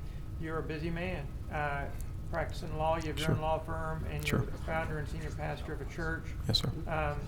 If you were to become the registrar of voters, how would that role fit in with your other two current professions? Would it be in addition to, or would you envision it would be replacing one or the other? I'm sure, to answer your question about being busy, it's part of the life of service that I've lived.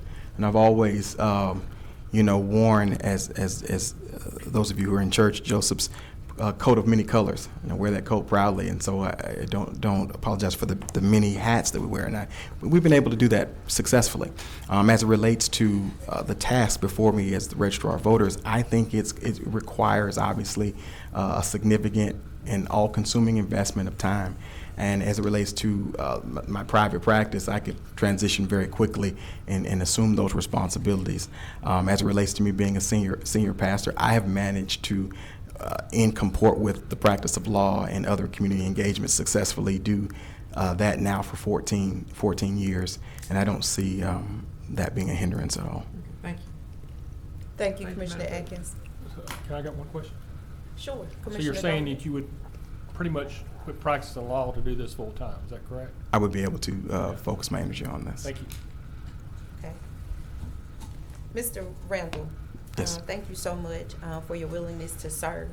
I have a few questions here that I wanted to address. I know you are well aware of the voter apathy that we have, and a lot of the generation currently that is able to vote do not participate in the voting process because of their thoughts on their vote being counted. Yes. The Help Voters Act has proposed modifications to establish high-level guidelines on the functions performed within the voting systems rather than provide device-specific guidance. Do you feel that the current system will critically impact the next generation of voting system standards? the security of elections is probably among the top 2 or 3 in election issues nationwide. And of course, it's being responsible for the maintenance of those machines. People got to have some trust in the integrity of the persons that are responsible for that. Here, there have been some issues, and nationwide, there's actually a variety of approaches to this electoral process in terms of the use of machines. Some are even advocating, obviously, for a return or double use of paper ballots, and there are pros and cons to each of those. I've even seen, actually, in some other localities where they're seeking to populate votes on a phone and by use of that. So all of those things, whether we like them or not, are going to be a part of the discussion. As it relates to here in Caddo, though, I think one of the things, our voting machines, frankly, have not faced the same kind of scrutiny that I've seen in other jurisdictions, and I think that's due to the manner in which we've selected the proper vendors. Not having machines that are wireless and subject to hacking or on Wi-Fi, I think is a critical point.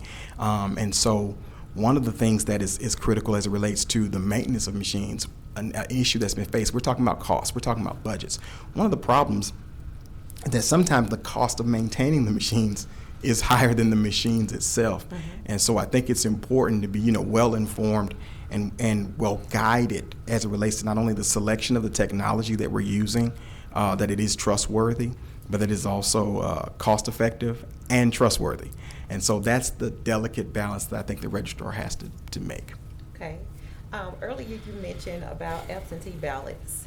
Yes. Would you be willing to set up a mobile site for a large number of absentee voters, per se, at a prison or a nursing home facility?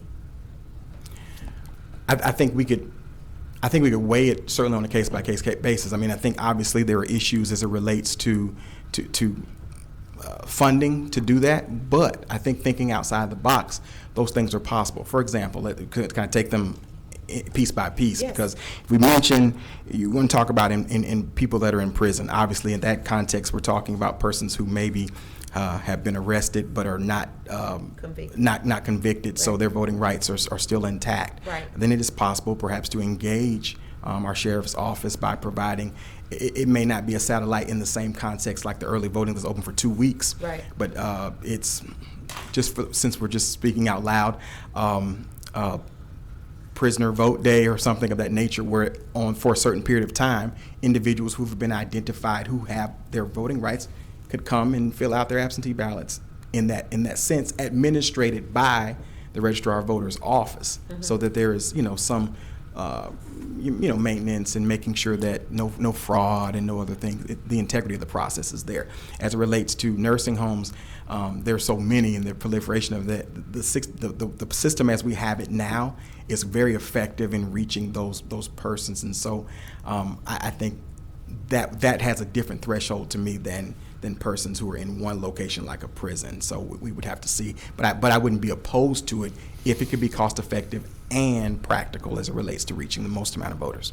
Right. You mentioned the vendor selection would be a part of the process. So if that vendor would be able to provide you with the necessary equipment at cost efficient for your budget, that would be something that you would consider.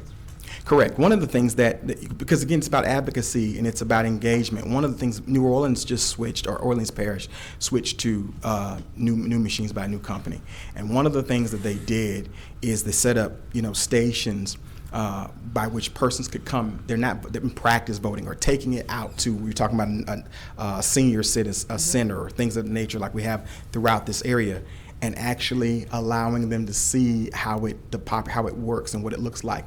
That's the kind of education and advocacy that I think is necessary from the registrar of voters. So they don't need to wait till October 12th or November 16th to come into one of the 151 polling places and figure it out. They've had an opportunity to interface beforehand, and that's what we're supposed to protect. Thank you so much, Mr. Randall. Commissioner Dominic, are you back on the board? No, ma'am. I'm not. Okay. I was from earlier. Well, again, thank you so much for your willingness to serve. Thank you for your interview, and thank you for sharing your vision with us for Caddo Parish Voter Registrars. Thank you, Commissioners, for your time. Best wishes to you. Madam President, I just want to, He did push, he didn't go on the board. it didn't go on the board? Okay. I just want to say the same thing. Thank you for coming out. I have thoroughly enjoyed the banter back and forth and answering of the questions. Looks like you thought through this process, and encourage you to continue your public service like you've done on your resume, and good luck to you. Yes, sir. Thank you. Thank you, Mr. Rankin.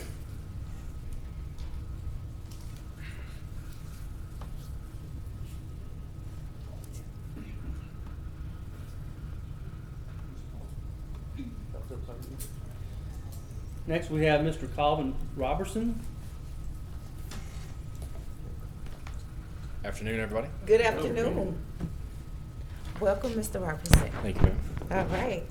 We're going to open up by allowing you to share your unique qualities for the Registrar of Voters. Okay, thank you. Unique qualities. I've worked in the Caddo Parish Clerk of Court for 20 years. I've worked full-time for 11.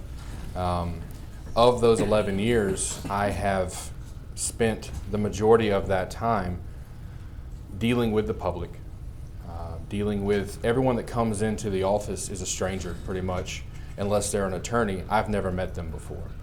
Everybody that comes in there has, the department that I work in, we deal with divorces, we deal with protective orders, we deal with succession. So none of those things are a positive thing for the person that I'm talking to. So dealing with the public is something that I feel like I have a very, very strong background with. For those 11 years, I've worked with the election department at the polls. On election day, my election day starts just like any commissioner. It would start at 6 o'clock. I'm at the polls. I'm a troubleshooter for the clerk of court. I work with the clerk of court, with the registrar of voters office, so that they don't have to answer those questions. I handle 16 different precincts on election day. So my job is to make sure that all of the commissioners that are at those precincts have my number. They're to call me with any question they have. I then go to that polling place and answer their question to the best of my ability, using the Go Vote app and using my knowledge that I've attained over 11 years. I'd be remiss if I didn't mention that my father held this position for 29 years. So you can't help but hear all the stories. As I've grown up, I listen to the stories more now than I did when I was a teenager, because you don't listen to your parents when you're a teenager. but now that I've had the years listening to my father when it comes to the voting process is something that I'm passionate about. I'm very, very passionate about the voting process. It's something that I feel is something that we should all strive to get more people registered to vote, and just get as much knowledge out there as possible. Okay, thank you for sharing that. What aspects of the registrar's office do you currently observe to be working well? And if selected, what change or changes would you make based on your current observations, and why? I believe the office is working well with what they have to work with. You have 7 employees, including the registrar. They have managed, the last election they sent out, last major election, they had 5,000 mail-out ballots that they sent out. That's #1 in the state. They obviously know what they're doing. It's a well-oiled machine, with the registrar at the front of that, pushing the machine going. One thing that with any business, technology is something that you have to know. You have to know the technology. You have to be willing to embrace that technology, embrace change. So with the years come more technology. It's something that people are pushing for, all kinds of ways to vote mobily on your phone. I know that's not something we can do now, and it sounds like a dangerous thing, but your cell phone has your bank information, has your passwords, it has everything. Your cell phone is your life. So it's going to happen. You're going to vote on your phone. And so you have to understand technology. You have to be willing to embrace that technology and look forward and work with the people to get that technology moving in the right direction. So that's one main thing that I think the next registrar needs to understand. Okay, thank you. What is the largest budget that you have managed, and what were the challenges in that said budget? Personally, My budgets that I have managed aren't great, but as a employee of the clerk of court for 11 years, working at the counter that I work with, we take in $15,000 to $20,000 a day between the 4 employees that work at the counter. So we are responsible for bringing in that money. If you add that up for the year, that's $4.8 million that we are responsible to take in at the counter, at the civil counter where I work. So you got to figure, I take in 1.2, my share of $1.2 million of my share of 4.8. You bring that in every year, I'm responsible for that. And so each case that we file is its own individual account. So we're responsible for everything that's brought in to make sure that that account is up to par and not in the negative. And so that's a daily thing, $15,000 to $20,000 a day we bring in. And so that's probably the largest quote unquote budget that I've had to deal with. Right, well, that's more like a daily sales transaction of balancing your counters against your actual sales. But that's a great example, so thank you for sharing. I guess I can't ask you what budget successes you are proud of, because that would just basically be on intake and not actually having any expenditures going out. So right, if you yeah, have the any intake, that you would like to the share. proudest thing I guess I would have to say in those 11 years, I've never had an issue with any money that's brought in, cash or check. That's a big deal. When you're handling $15,000 to $20,000 a day from attorneys, from proper person, that's a lot of money that you have to be in charge of. So, you can't help but be proud of not, misplacing a check here or there. So, What do you understand the duties and responsibilities of the registrar to be? the duties of the registrar are set by the Secretary of State for every parish. They are to, they're in charge of the office, they're in charge of the employees, they're in charge of early voting, they're in charge of handling the canvass and moving in the voters in and out as dictated through the Secretary of State. So the early voting is probably one of their largest duties because of the amount of people that come into their office. They're responsible for moving in people as quickly as possible, and the fact that they can do that in the time that they're allotted, I feel like that's an impressive job that they've been able to do. Okay, commissioners? Vice President Chavez. Commissioner Doug Dominic is on first. Just Calvin, how you doing? Doing well, sir. How are you? Appreciate you being here today. Just one quick question, because it's kind of been asked of the other candidates. Are you for, or would you be willing to look at, or what are your thoughts on satellite offices for early voting? Strictly for early voting, Yes. It's something that, obviously, no door is closed. Any idea that's brought is an idea that we have to consider. As far as having a satellite office strictly for early voting, you might then become, have an issue for, if someone goes there to early vote, they may think that they can also go there to vote. One thing that I've thought about, and this is something that I would actually ask y'all, an early voting site would have to be funded 100% by the parish. If you opened 2 extra offices, say 1 north, 1 south, you still keep the office downtown. You open a office North Caddo, office South Caddo. That office would then be funded half by the state, half by the parish. Which office? The 2 new offices. They would be funded because they would be a new office. Right. So it's a North satellite Caddo, South office. Caddo? Sure. Yeah. So you would have 3 offices. With those offices, you then receive 2 more classified employees per office. So you get 2 employees in North Caddo, 2 employees in South Caddo. That's then split by the parish and the state. If you open a satellite office strictly for early voting, that's paid 100% by the parish. If you just did satellite early voting, it would be 100% by the parish. 100% by the parish. But if you did 2 separate offices, if you did it 2 would be separate split. offices Okay. that are open 365 days a year, that's a cost that's split, and then those offices allow you 4 extra employees, basically. So a satellite office is an idea. It's not a bad idea. I understand the issues that people have coming downtown. A lot of people don't like to come downtown. Have you, of course, working at the courthouse and your dad being the registered voter, have there been any issues, or have you seen any issues of space constraints, having early voting right there, downtown Shreveport parking issues and things of that nature? The parking, I don't believe, is a huge issue because usually, I mean, if it's done, you know, obviously if there's early voting going on and everybody's at work, then parking becomes an issue.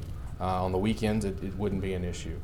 Space, I think, is an issue because, I mean, I can think back to the last presidential, or especially to the presidential with President Obama involved. You had people lined up down the street, down Marshall, and up Texas. To early vote. To early vote. And so, what if it rains? What if it's 20 degrees? Those people are then outside. You don't want that. So that's something that if you were to have a satellite office, you would have to take that into account. There would have to be somewhere for them to go in the event of any sort of storm or, you know, any kind of bad weather. So spacing is an issue, but like I said, they've managed to do it. So a satellite office, though, to get back to your question, for early voting is something that is definitely something that needs to be talked about, I believe. Thank you, Colin. Absolutely. Vice President Chavez. Thank you, Chair. Mr. Roberson, thank you for coming out and looking over your resume that I've looked at a couple times over the last couple of weeks. It seemed like the list got longer and longer of endorsements from multiple state senators, the clerk of courts, multiple attorneys, many judges. It sounds like from everybody else that you're the right man for the job. Yes. Thank you for putting your name in the hat for doing this. Obviously, you appreciate the opportunity. You've come behind your father and learned a lot, and I appreciate your knowledge on the technology that it's going to take to move this forward and what we're going to need. But one thing that I hear a lot is having the mobile offices, and what I worry the most about is the staffing of the classified employees. So I wanted to hear your thoughts on how can we get good qualified classified employees to manage those satellite locations, and how would we be able to fund them, and then what would happen after the voters vote? Where would those employees go? What are your thoughts? It's a lot of questions that have to be answered. Those are all questions that would have to be worked on as we proceed with the idea of opening separate offices. Obviously, the state has some involvement on that person, obviously. So we would open the application process is like this process, basically. We would open the application process, vet the proper people that apply, and then try and find the best candidate for that job. It helps because, you know, say what you will, people are passionate about voting. So if you put out there that you're trying to do better for the public, I think you would then receive a good reception from the public to staff those offices. So I think you would get strong candidates for those offices because they would appreciate the efforts that are being made. As far as funding goes, like I said, that's something that's paid for by the state and the parish. So, you know, the funding part would have to be worked out. Obviously, that's not something that I would be able to answer right now because I'd have to sit down and actually crunch the numbers. Thank you for clearing up the one thing on the mobile offices that I think a lot of people did not know in our educated audience that's watching online. That is a thought that we have to battle, is how do we get more mobile voter registrations out there, but the cost is always paramount, and it's who's going to pay for it. Sure. And the fact that we have to pay for half, I do like that the citizens are hearing that. So Right. Thank you for pushing that information out. Absolutely. Thank you, Chair. Okay, Vice President Chavez. With that being said, you were talking about the budget and the cost of it. Are you aware that the SAFE Act was passed that will allocate $775 million in funding up until the year of 2026? Correct. Yes, ma'am. You are aware of that? Yes, ma'am. Do you have any plans on how you would utilize those funds? Well, anytime you get a lot of money, there's lots of options. So you have to look at, you know, the new computer systems for the office. You have to look at more ways that we can get people registered to vote. Everything costs money. I really would like to get into the high schools. You know, as Vice President Chavez mentioned, I had a lot of people behind me, and I think that shows that I'm willing to listen, willing to talk, and willing to get things done.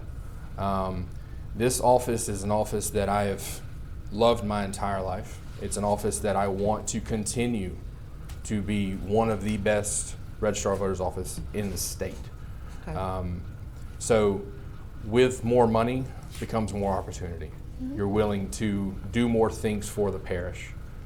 So I would obviously take on that, that funding, and we would do the best we could to continue what's been set currently. Okay, so I just wanted to add that caveat to the audience who could be listening, as well as the ones that are here, when we talk about those budget constraints for not being able to utilize early voting satellite locations because the funding is not there, it's not 100% sure. Right. Or true to that manner, because there is funding that has been allocated to update our current systems as well as improve the security of it. Right. So thank you for your willingness to serve. Best wishes to you. Thank you so much. All right. Thank you, Cole. All right, thank y'all. Thank you. Good job.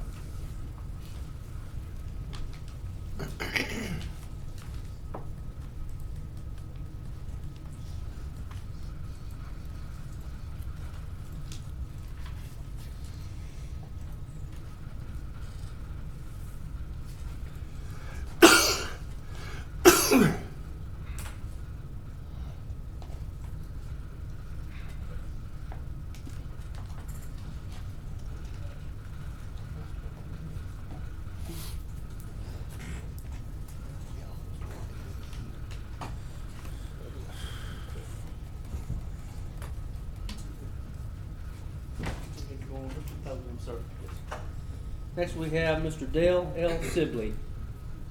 Good afternoon, Mr. Sibley. Good afternoon. Welcome. Thank you very much. All right. We thank you for your interest in serving as the voter registrar. At this time, I would like to ask you, what do you understand the duties and responsibilities of the registrar to be? Yes, ma'am. I appreciate that. If you don't mind, I'd like to read from what I wrote on the essay that we had to fill out regarding that. I think it encapsulates it best. I believe the Registrar of Voters Office provides the entry point for citizens to exercise the fundamental right of active participation in our democracy through voting. It should be a nonpartisan effort to inform citizens and provide accurate certification of those who can legally exercise that right. This requires active communication and efforts to ensure the integrity, efficiency, and effectiveness of the systems to register voters, maintain the rolls, and properly assist the electoral process. Now, I think the office has that responsibility. I think the registrar himself, because particularly in Caddo Parish, this isn't a one-man operation. There's a staff, there are people who are employees there who operate the systems and mechanisms of that office. So I think as the registrar, your job is as a leader. Your job is to provide these guys with the training, with the resources, with the guidance and direction that they need so that they can fulfill that mission. It's a very difficult proposition to say that I can stand here and do all that on my own. That's not the way it's structured. So I think leadership is a critical component for that individual who is the registrar, and then empowering those employees and the staff members of that office to do what it is they've been doing. And from all I can tell, they've been doing that fairly well, because I haven't heard a lot of negative criticisms or anything like that about it. So I believe that's how that's divided up, and hopefully I answered your question. Yes, sir. Mr. Sibley, thank you for your service and your sacrifice to this country. What other unique qualities do you have that would qualify you for this position? I think it starts there. I think the fact that I did serve as a U.S. Army infantry officer demonstrates my allegiance to this country and what it stands for. I think it demonstrates my training as a leader. As a platoon leader, my job was to lead men to their possible deaths. And we had to train very hard to do that. We had to be well equipped to do that. And I think through that, through demonstrating that, through having that leadership training, through having served my country, not only as a military officer, but also in working at the congressional office, working for a United States congressman, covering this parish and other parishes in the area. I think those things provide the fundamental leadership in terms of managing and leading people. If you look at my resume and you see some of the jobs and some of the positions I've held in terms of whether that's initially coming here to run a congressional office, working with Mayor Hazel Beard and running her Department of Economic Development. I had to create that department, staff that department, and then fulfill the missions of that department. I've managed offices, I've managed people, I've led people, I've managed budgets. I've been involved in this community across the board, serving on the Metropolitan Planning Commission, serving within that congressional office, and serving the entire parish. So I think my leadership, I think my experience, I think my ability to motivate people and to educate people. I'm a very mission-oriented person. I believe that everyone in that office should understand the mission of that office. And I think once you help people understand their role within that mission, they're going to be more effective. They're going to be efficient. They're going to do their job very well. So I think my background with the different positions I've held at different levels of government within the private sector, the community involvement I've had here, and the fact that, yes, I've demonstrated my belief in, and it's because of that belief in our systems that I apply for this position, because it all starts there. It all starts with citizens exercising their right, being able to exercise their right, having the opportunity to exercise that right, and having a faith and believe that the process has integrity. There are a lot of questions out there today, and some people are even attacking the electoral system, and people are asking questions about that system. So it's very important that we have a system that's beyond reproach, that those employees down there and that staff down there knows that the guidance they're going to be given, the direction they're going to be given, it's going to be nonpartisan. I'm a non-party person. I've worked with both Republicans and Democrats. It's going to be nonpartisan. There's not going to be an agenda. It's going to be to serve the people of this parish, to give them access so that they can exercise that fundamental right, to inform them, to educate them, and to maintain those roles in such a way that no one can question it. There'll be no questions of whether or not someone should or should not, whether or not someone had the opportunity or not. That's very important, especially with some of the dialogue going on nationally now. Okay. Speaking of your management skills, what is the largest budget that you have managed? And what were the challenges in that said budget? I guess I would have to say the city of Shreveport. Having served as chief administrative officer, I was responsible for the budget and managing the budget. Now, I worked in conjunction with department heads, but obviously we had to give them guidance and give them direction on how to pull that budget together. But the city of Shreveport's budget is some $250 million to $500 million if you count operational and capital budgets. Even when I started out in City Hall as a department head, I probably within that department had a budget of some $8 to $10 million that I had to deal with and account for annually. So, you know, relatively small budgets up to relatively large budgets, I've had an opportunity to manage those and put those together. I think one of the biggest challenges for any of you, and you guys are in government, so you understand the role of sales tax and revenue projections, and to be able to take a budget, because you know at the local level we can't do deficit spending and we can't roll stuff over. So whatever's budgeted there, and in that case what the city council approved is where we have to operate. Well, we had to do that in an environment where you didn't sacrifice services to the citizens, and that's a challenge. So you spend a lot of time trying to look for places where, you know, everyone talks about scrubbing and budget, and you guys know that oftentimes that sounds good, but it's a little bit more difficult when you get into practical realities and you have department heads and people pushing to go, hey, I need this and I need that. But I think the fact that we were able to maintain that budget, we were being challenged at that time with sales tax revenues, we were being challenged at that time with trying to maintain an operating reserve or get that operating reserve where it needed to be. And at the same time, we had to keep doing those things that were the priority of the city.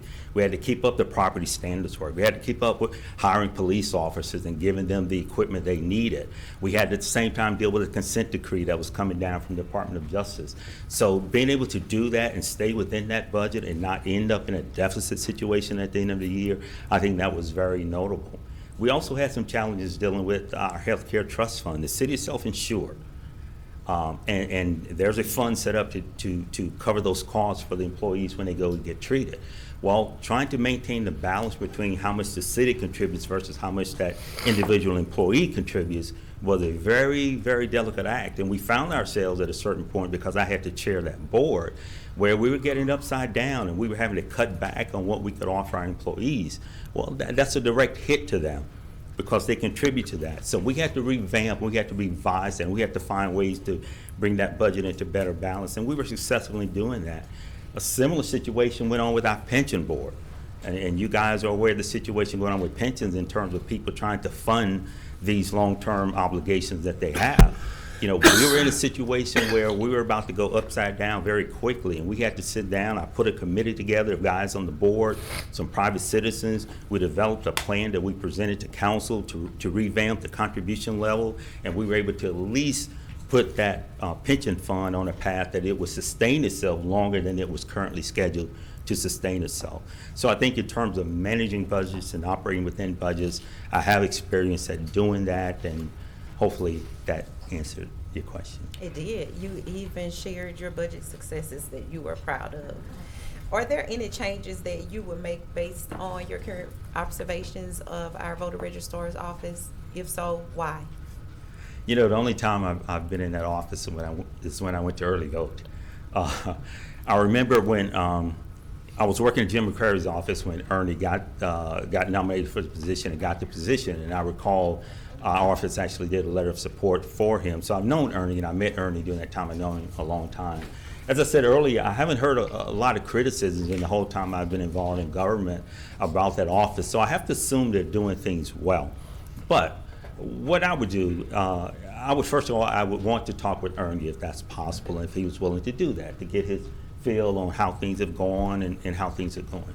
Secondly, I would want to sit down with all the staff members there, the deputy registrar and all the employees, and talk to them about their experience and what they've heard and what things have gotten back to them.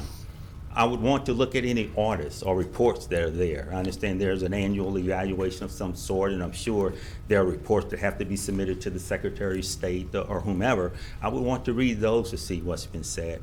And fourthly, and perhaps fifthly, I think talking to guys like y'all who are elected officials who are directly dependent upon that system, whether it's you directly, whether it's your campaign officials, because if you're the voices of your constituents, if you're the voices of the residents in that area, then if they've had some things to say about that office or how that office operates, I would want to know that. So I can't say I have any specific observations right now in terms of any criticism or anything that are not being done well, but I think that's part of the evaluation process. Every time I've gone into a new situation, you know, my first thought is not to go in with some preconceived notion, especially if I haven't done a lot with that office. It's to go in and see what is going on here, you know, because there are going to be reports, there are going to be things there that will be available. One of the strengths that I think I have is my ability to evaluate systems and look at systems and see whether or not systems are being effective. One of the very first things you learn as a young lieutenant is the mission, and making sure everybody understands the mission. And then everything that you do has to be in accordance with that mission. You know, so if I get in there and see that everyone understands the fundamental role of that office, everyone understands their role within that mission, and then I can educate them and train them and give them the resources that they need so that they can be effective. We can look at our systems and make sure our systems are being effective from an efficiency and effectiveness point of view, make sure that the citizens are satisfied that yes, I can go, I can register, I know that it's going to have integrity, I know that it's going to be right, I know that when an election comes along, there are not going to be questions about who should be on the roll and who should not be on the roll, then I think I've done a good job at that point. Okay. Wow, I should have brought that water with me. Okay, Commissioner Jackson, I'll come back. Commissioner Stephen Jackson. Yeah.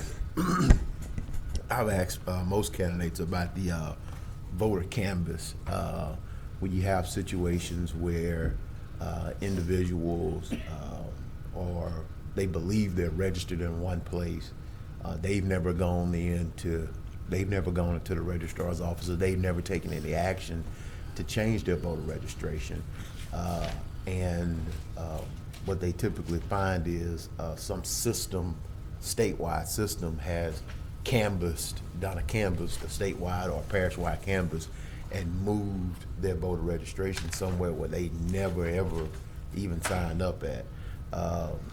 Thoughts on that, if elected or selected to this particular position, any approach to that? Of course, it's a state system. but just kind of thoughts on that.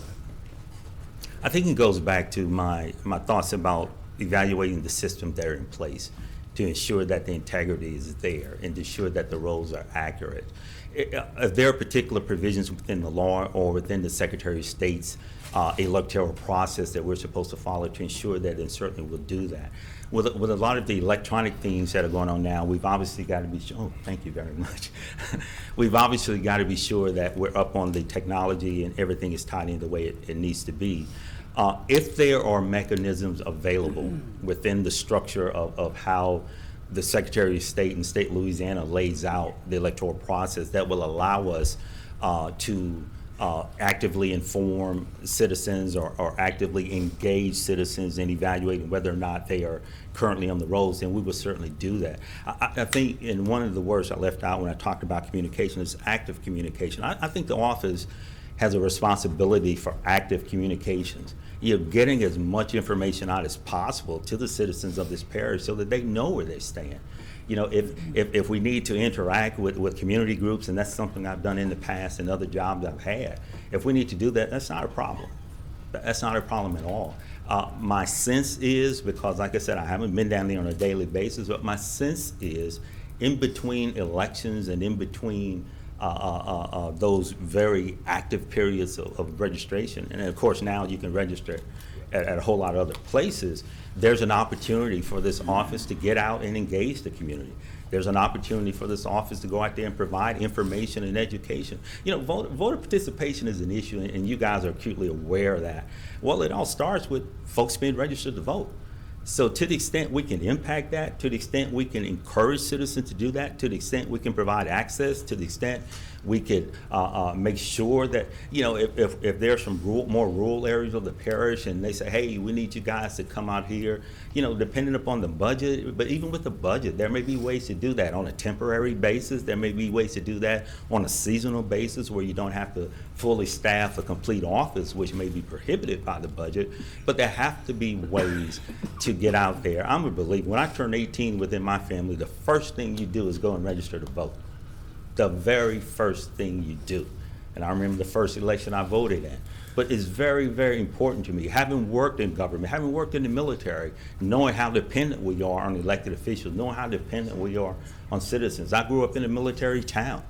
You know, I know how dependent those guys are, the people who go out there and lay their life on the line. But I also know that you guys as elected officials and citizens want more participation, because that's the only way you're going to know what your area truly wants and desires.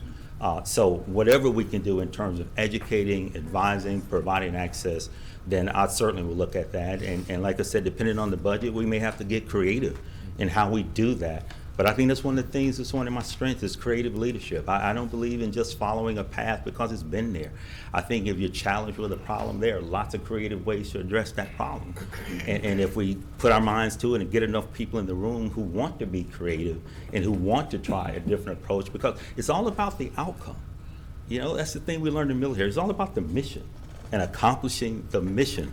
And if the mission is to get 100% voter registration and participation, then that has to be our focus, whatever we can do to make that happen. Of course, there's a role for Secretary of State and other people to play, but whatever role we play, if I'm in the registrar's office, we will do. One last question. I see that you've worked throughout several different organizations, and you spoke to your budget experience, both large and small, private work in budgeting in private sector, managing people in private sector. Have you had that experience? Yes, I have. You know, if you look at my resume, I guess I'm one of those people that when I was little, I didn't really know what I wanted to be when I grow up. So I've done a lot of different things. You know, I've done the military.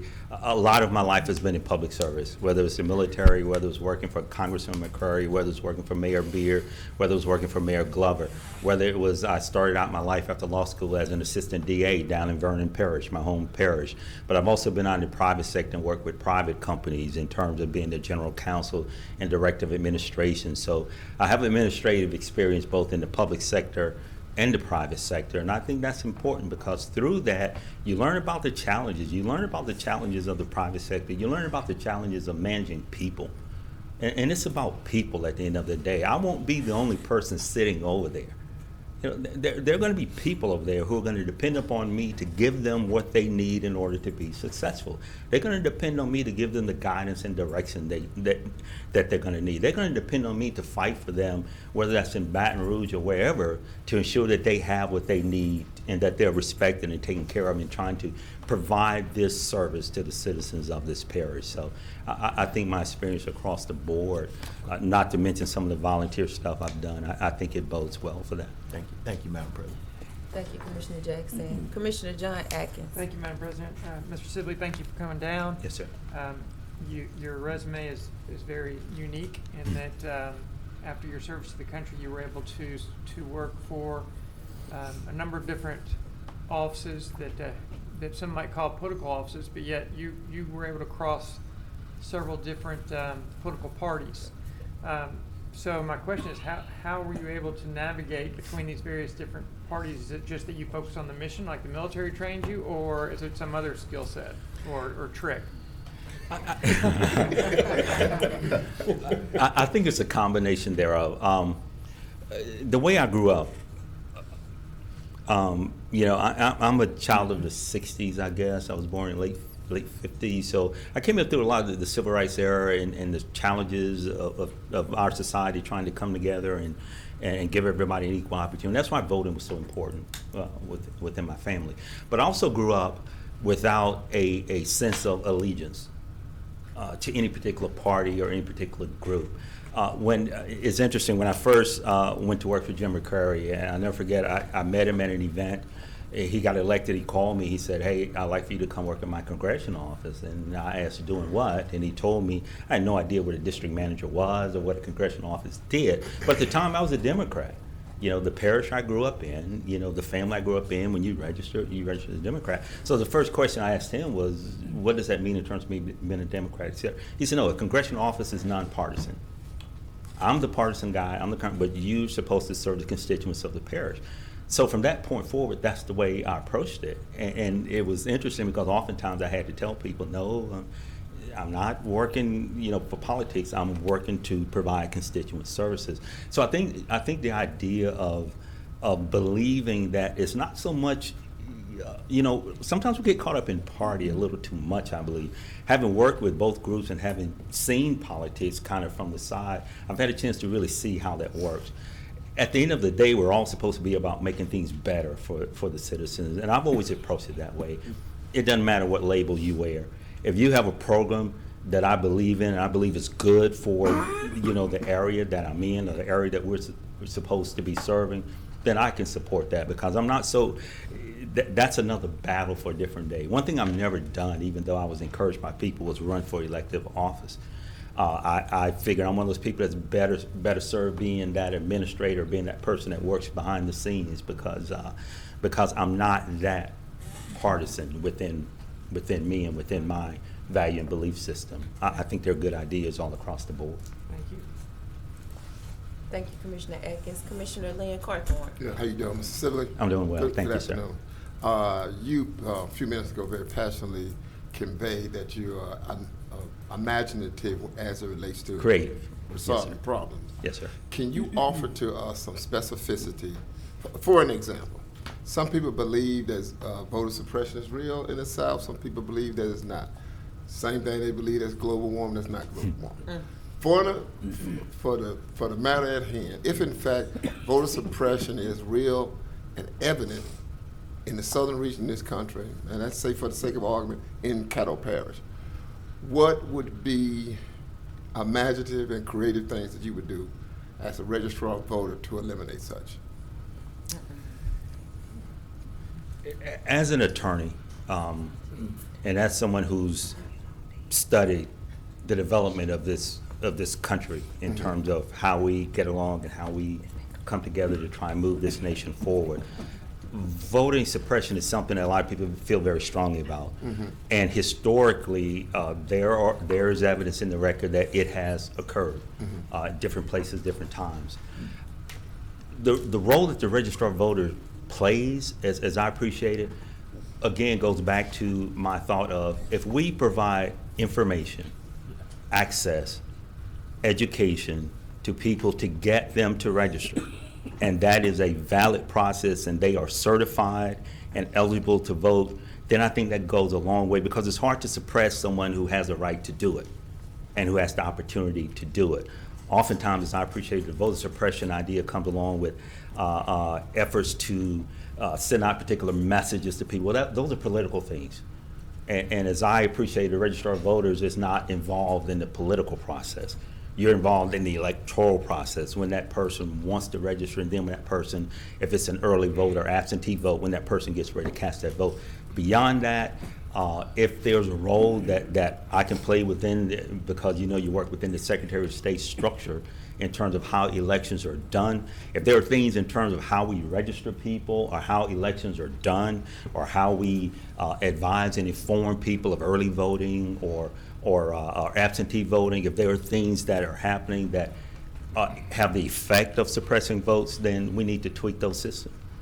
We need to look at those systems. We need to make sure those systems are working in a fair and equitable manner. Beyond that, I think a lot of the voting suppression discussion and activity has to happen at the political level and at the campaign level.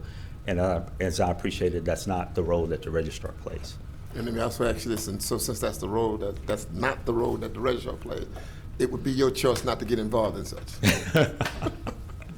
Well, I think I'm bound, because I would have to take an oath that I'm bound to perform the duties of the office, and I would be limited to those duties of the office. So if there was something within the duties that would allow some impact on that, like I said, if it's about absentee voting, which the registrar handles, or early voting, which the registrar handles, and there are, say, areas of the parish or groups of people who feel that they didn't get a proper opportunity to do that because of the way our system is constructed, then we need to look at that system and see if we can straighten it out. Thank you, Mr. Sibley. Yes, sir. Thank you, Madam President. Yes, sir, Commissioner Carthorne. Mr. Sibley. Yes, ma'am. I heard you mention something about registering your family for their 18th birthday. Within my family. Within yes. your family. When you turn 18, that's one of the first things you do. Why not 16? Well, at the time, it was 18. Okay. I'm sorry. Yeah, I know now you can do it at 16 under certain circumstances, but yes. no, yeah. So we want to make sure that the public understands that you can register to vote at 16. Yes, you you can. cannot actually participate in the voting process until the Right, age until of 18. you turn 18, correct. So I wanted to ask you, I heard you mention a lot about the way that you manage things. I'm grateful for your diversity and being able to work across party lines, because this is definitely a nonpartisan role. How would you engage students, voters with disabilities, and other community members in the electoral process? That's a good one. At my core, I'm a teacher. I actually started out as an education major, and of course back then teachers didn't get paid a lot, so I kind of made some adjustments. But working with young people who I think becomes critical is something that I've done, whether that's coaching ball or teaching courses at colleges or whatever. I don't think that's difficult at all. That's all a part of the education and information process. As I said, if there's an avenue to get into groups, be they scouting groups, be they classrooms, be they youth groups, fraternal groups, sorority groups, to get in there and provide these young people with the information that they need and start them on that process.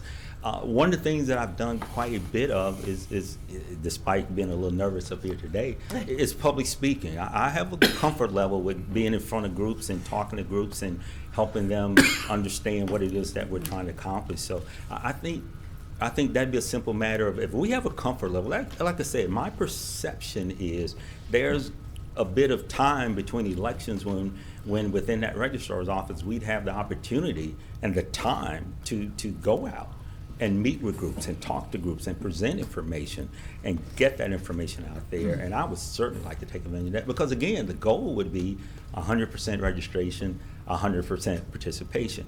That's probably unrealistic given the realities of it, but that has to be the goal. And if we're serious about that, then we're going to go out there. We're going to meet with whomever wants to meet, and we're going to. When I use the term active communication and active involvement, that's what I mean. I think this office needs to come up with ways to actively engage the citizens of this parish to ensure that they understand their rights, that they have access to those rights, and that they exercise them. That's awesome. Let me ask you this. Yes, ma'am. Since you know that the numbers need to improve drastically, how do you feel about registering and voting on the same day?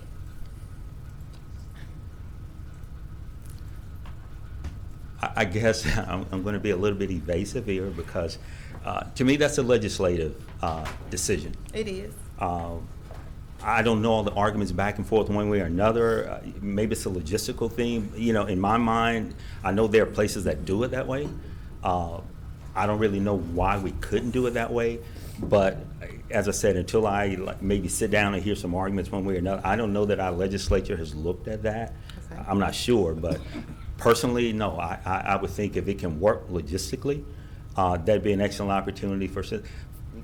I think the thing we have to be careful about it is making sure that if we want 100% registration, if we want 100% participation, then we have to make that as easy and simple as possible for our citizens. Okay. And that's, of course, that's the challenge of the legislature, though, to figure that out. Okay. Mr. Sibley, thank you so much, and thank you for Vice President Chavez. Thanks. I didn't want. I can't close out, right? I didn't want to let the Army officer leave. I think it's the coolest thing, 11 Bravo fighting for votes at the beginning of his life and volunteering to do it at the end. So this is pretty awesome. Thanks for coming down and putting your name in the hat. Thank you. I appreciate it. Is that? Is that it, Madam President? Yes, that's it. Well, let me just, if I may just take a moment and thank you guys. Thank you, Mr. Sibley, so much. We're having some electronical errors over here. I apologize, but we thank you so much for your willingness to serve, and again, thank you so much for your service and sacrifice to our country. Thank you. Mr. Sibley wanted to make a closing statement, maybe? Is that Yes, what sir. I just wanted to say, you know. It's all right with the Madam President. Of course. I just want to say I felt like, you know, some of us in the back, my name starts with an S, and it's like those of us with the lower levels always at the back of the line in the back of the room, so we kind of get used to it. So I appreciate you guys. I know y'all been sitting here all day. You could very well zone out and not pay any attention to us, but I appreciate y'all hanging in there and giving us the opportunity to come in and answer your questions, and all you guys are still attentive, so thank you very much for that. Thank you. I think we need a medic for Todd, though. Todd's What? going down. Is Texas losing something? Maybe. That is That's Texas. what I'm talking Texas. about. Mr. Arthur C. Smalls, Jr. Texas, what's the name of it? Good afternoon, sir. Hello. How are you? We are well. How are you today? I'm doing pretty good for an old man. Awesome. Yeah, pretty good for an old man. Mr. Smalls, what do you understand the duties and responsibilities of the registrar to be? Registrar, well, primarily the registrar's responsibility is maintaining the voting machines and to register the voters, making sure that the machines are in compliance and there are no security breaches and what have you, and registering the voters. That's my understanding of it. And as I read, it's different from the clerk of courts, which registers the, which is responsible for the voting process. Okay. What uniquely qualifies you to be registrar of voters? Well, the skill set that I possess would be my data analytical skills using such software as ACL and Excel to form and test certain hypotheses, such as the voters' tendencies relative to participation, broken down by defined demographics, in addition to determining relationships derived from data articulation. You have certain data that you can articulate and determine relationship.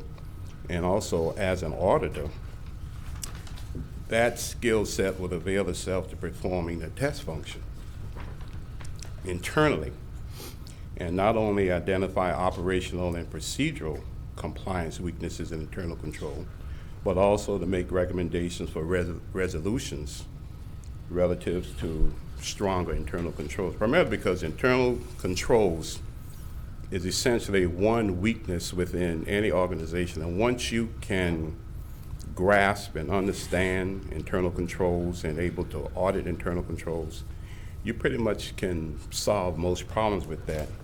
And this is not a skill set, but equally important. My integrity as a professional and character as a man would permit for an unbiased and objective approach to the image of the office and to the decision-making process. I have studied in the areas of political science and public administration on the master's level, and my undergraduate achievements, along with my Louisiana State certificate, would add value to efficiency and effectively serve as a registrar of voters for Caddo Parish. Okay, what is the largest budget you have managed, and what were the challenges in that, managing that said budget? The largest budget was, I think, $78 million at South Carolina State. And the challenge has always been, I've also managed a budget at Southern, which was not as large, but the challenge has also always been RIF, reduction in force. When it was time to retrench, I was the one who had to come up with the formula by where retrenchment would take place. So essentially what I did, I designed pro rata retrenchment.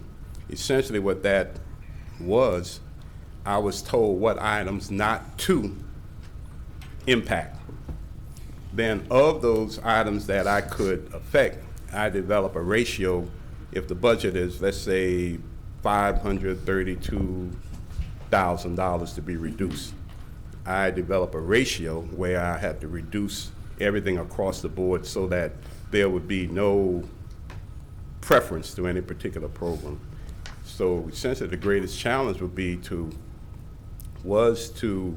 reduce the budget and be fair, unbiased. Because generally from my experiences, when you was told to reduce a budget, individuals make assessment, well, I'm gonna get this program or that program, and I always wanted it to be fair. So that was a major challenge. Okay. What budget successes are you proud of? I beg your pardon? What budget successes are you proud of?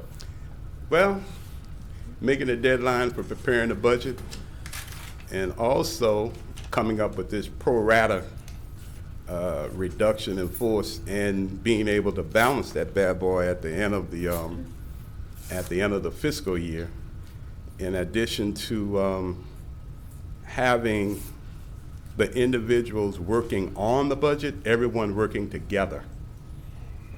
And that has been pretty much my story throughout working with budgets. Okay. What aspects of the registrar's office do you currently observe to be working well? And if selected as registrar of voters, what change or changes would you make based on your current observations, and why? Well, my working well in terms of the machines are in place, and there is a fluid process by which the voters would cast their ballots, which through the years, I've been in Shreveport like 30 years, and through the years, that process has been fluid. However, occasionally, there has been some question as to where one will go to vote. Everyone will not get that communique.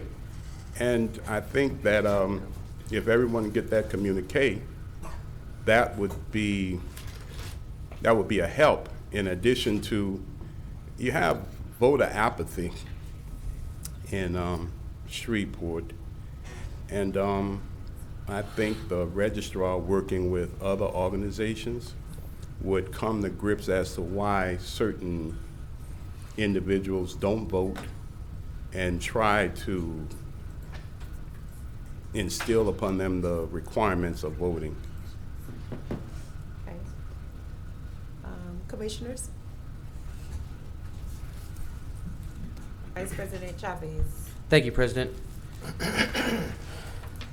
Mr. Smalls, I did see that you had a successful law CPA firm, and one of my questions would be, what would you plan on doing if made the registrar of voters with your firm? Because I know you would have to be the one that's preparing the income tax returns. Would you shut that firm down, or what do you anticipate? Well, I plan to give, if I am selected, plan to devote 100% of my time to that. Thank you. And oh no, go ahead. And your question was, what would I do with my practice? Right. I would. I appreciate you offering up your service for the parish. Mm-hmm. However, I do see that you have this business and you're currently involved in it greatly now, and you're the one that's maintaining the preparation for the taxes. Mm-hmm. Would you be able to keep that business open and still serve the parish residents effectively? Well, I believe I can serve the parish effectively, but I would downgrade that business for the parish, primarily because my opinion is that any endeavor I take, I give it 100%. And I say 100%, working overtime, looking at certain deficiencies in organization and coming up with a methodology whereby it can be resolved. So to answer your question, I would downgrade it significantly to serve as registrar. Thank you, and you did mention one of the great successes of your balanced budgets. I'm sure you have a lot of happy clients out there that you've prepared their taxes for, so thank you for helping them thus far, and thank you for offering to serve us. It's a double-edged sword, primarily because quite a few clients, they're okay so long as they get a refund. When they don't get a refund, they say, well, what did you do wrong? And they refuse to pay. They actually refuse to pay. So I said, well, if that's the way you feel about it, I had a client really this past tax year. She said she was in Georgia. She said, well, you didn't give me what I wanted based upon my prior tax return, so I'm not going to give you what you want in terms of your bill. So I wrote a letter and told her that there's a law against filing false tax return because some of the stuff that she was trying to claim, she couldn't claim. So she sent me my money. You're definitely adequately equipped to handle budgets. Yeah, and my thing is, as a CPA, people they prepare tax, they have tax planning initiatives in the year the taxes are due. And they want you to cut corners, which you can't do, but you can do, but primarily you work hard for your license. And you don't want to lose your license based upon somebody getting an extra $2,000. Absolutely. And I tell many folks that my integrity speaks for itself. And I'm not gonna, the guy to give me he sent me a check for $25,000 just to sign off on a statement so he can get a loan. I never cashed it. I gave it back to him, and he hadn't spoken to me since then. So, that speaks volumes of your integrity. I still have my license, have not gone to prison, so I'm okay with that. I'm okay with that. Thank you, Mr. Smalls. Thank you, Chair. Thank you, Vice President Chavez. Thank you, Mr. Smalls, I don't see any other commissioners with any comments or questions. Thank you so much for your persistence and your willingness to serve and participating in this interview process on today. All right. Best wishes to you, sir. Thank you. Thank you. Thank you, Mr. Smalls. Thank you, Mr. Small. Thank you. Good luck, sir. Didn't bring anything in. All right. Everybody good? Okay. We got one left. Y'all good? Yeah, well, Let's roll. let's go straight through. All right. I got my sister's wedding to go to today. Hey. I'm not in a rush though.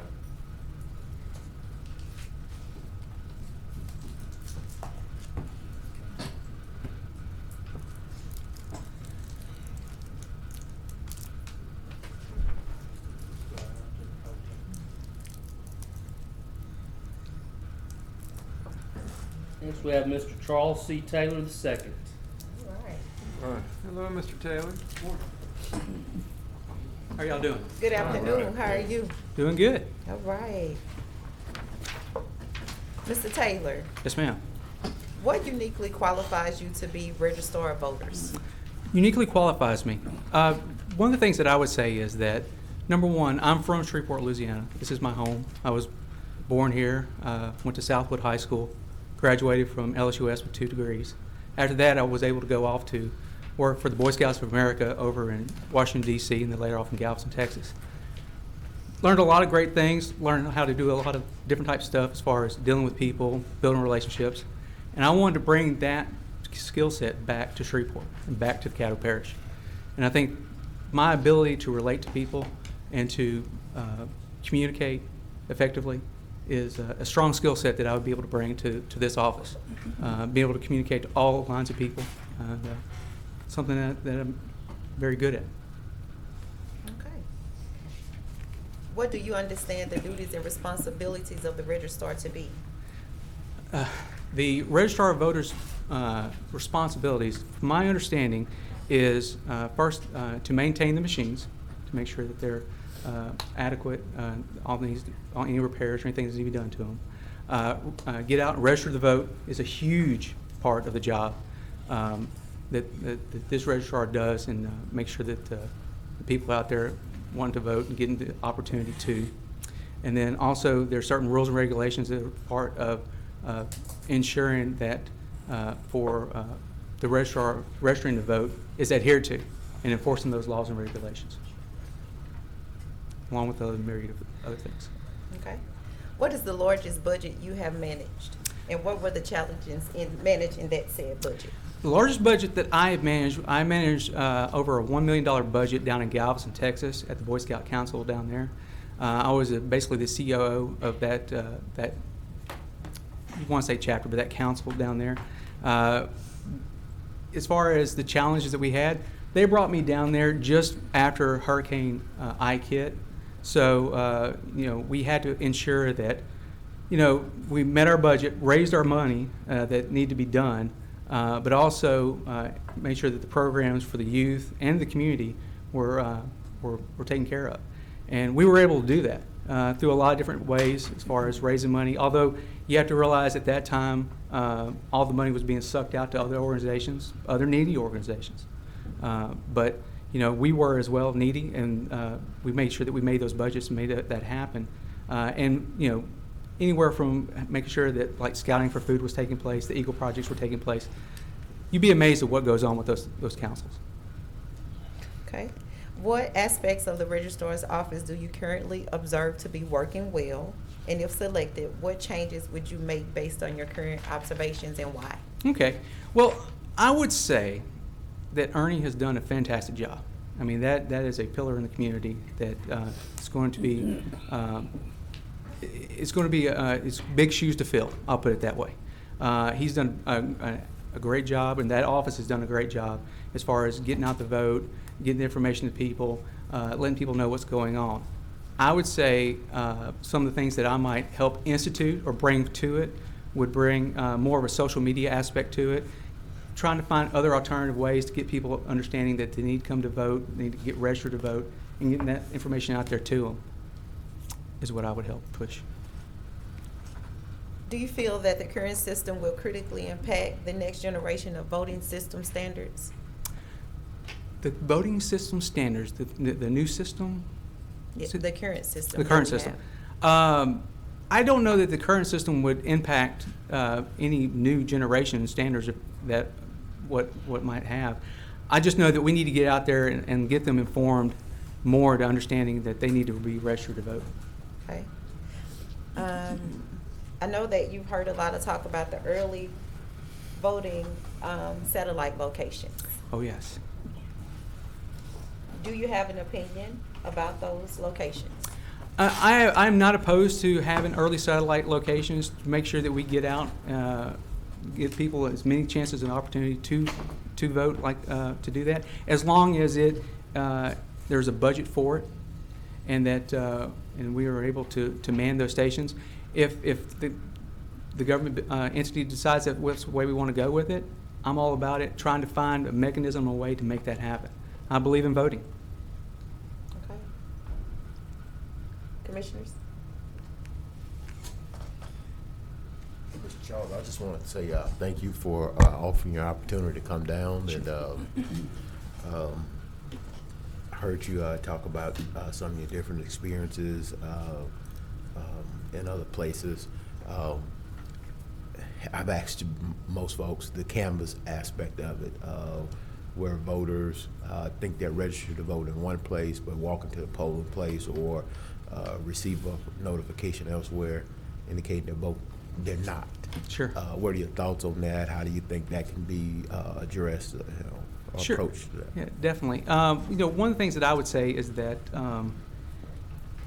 it's the responsibility of the voter to know if he's registered to vote and stuff. I realize that, but it's also our responsibility to let them know, to get the information out there to them.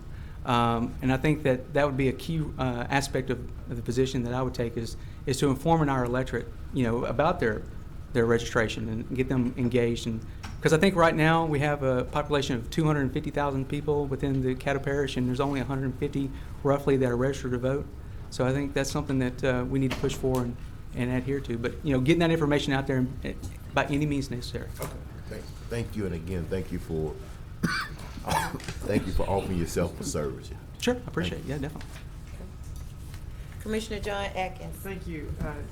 Thank you, Mr. Taylor. I just have to ask, what is American Humanics? Can you I know, right? educate me on that? It's funny. Does it have an application to? Sure. It's funny you should mention that. They actually changed the title of it at LSUS. It's actually a Master's of Science in Nonprofit Management, which is essentially what it is. It's an MBA in nonprofits. Okay. Is what that is. So if you want to equate an MBA to it, that's what it is. And you got to learn a lot of different things as far as budgeting, managing, somewhat grant writing, although that's a whole different skill set. And I've done it, been successful, but that's a unique person that does that. Trust on that. But that helps. Thank you very much. yeah, no problem. Thank you, Madam President. Thank you, Commissioner Atkins. Well, we thank you so much for enduring the interviewing process and your willingness to serve in Caddo Parish. Best of wishes to you. I appreciate it. Thank you all for your time, and I guess y'all are done. We are. Right? Yeah. Thank you, Mr. Yay, Taylor. Charles.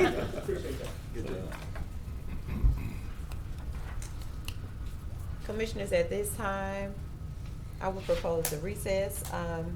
I think we need to convene to go into executive session. Or If you're gonna do an executive session, then you should, you will need to recess to give anyone 24 hours notice so that they might, ask, or they may want you to discuss them in the public setting. So Okay. that they have that option.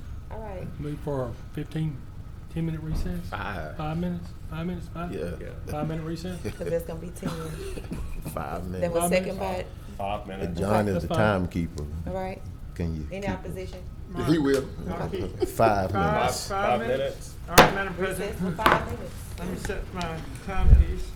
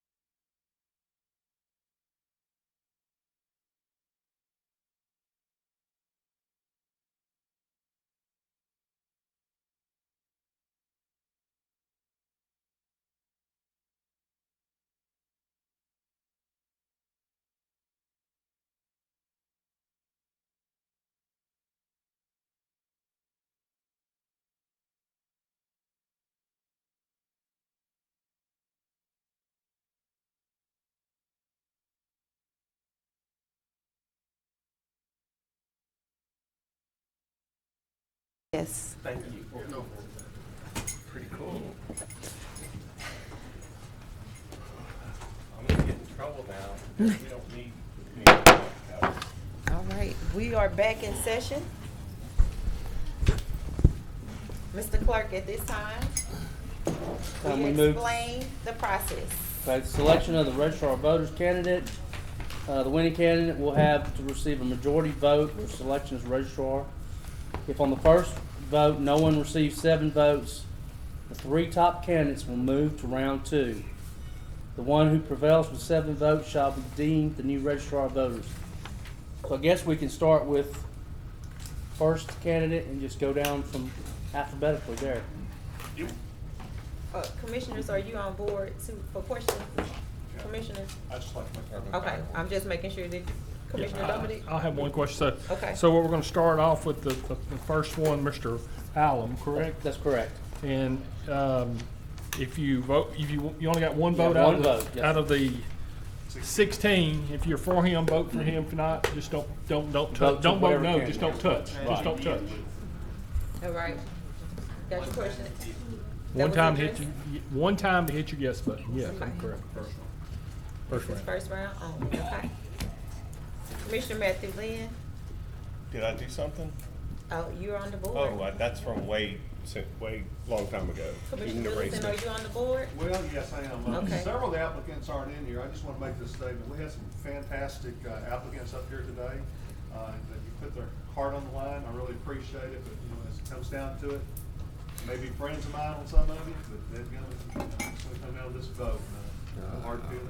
Let's move on through life and see what's going to happen. I wish whoever it is going to be the best registrar we've had since Ernie, and that's a tough one to break. So thank you. All right.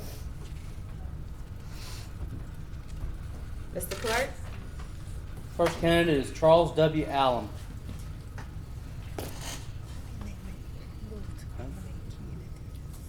There are no votes. Next one is Thomas Carmody.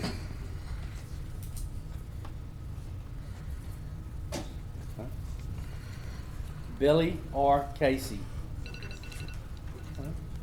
Oh.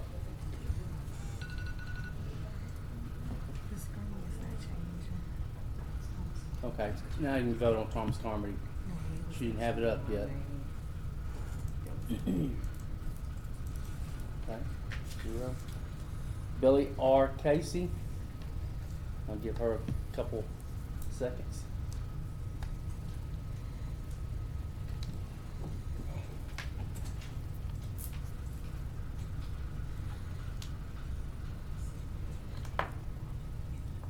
Okay. There are no votes. Paula Collins.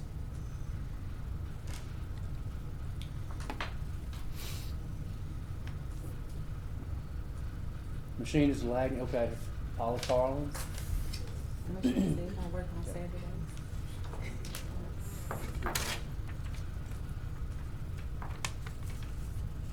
Justin Courtney.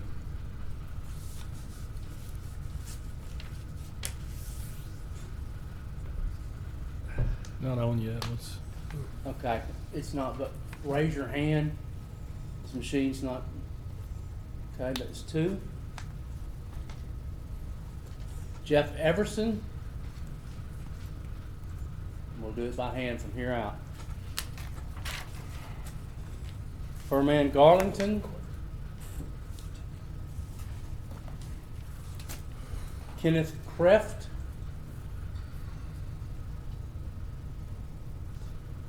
R.J. Johnson.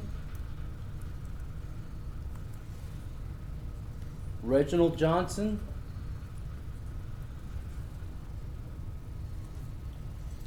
Christopher Langley.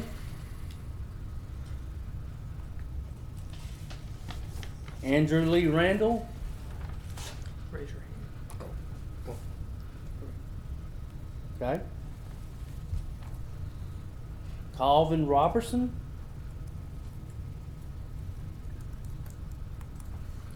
Dale Sibley. 6. Arthur Smalls.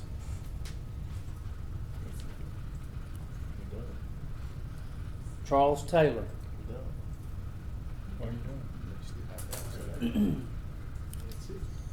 The kid have 7?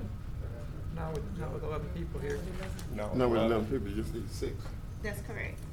You need a Only majority 11 of your people present. quorum. Okay. So It's not a 6. full body, it's of whoever's in attendance? That's correct. Okay, so then Mr. Dale Sibley has been chosen as the new registrar of voters. Sitting in the corner. He left outside. Oh, yeah, that's under that. He got it. He was good. Yeah, Are we adjourned, Madam President? We're waiting for him to bring. Move to adjourn. Okay. We're gonna wait for him to bring him in. We can't do that. Say congratulations. That's all we gave you. You want it?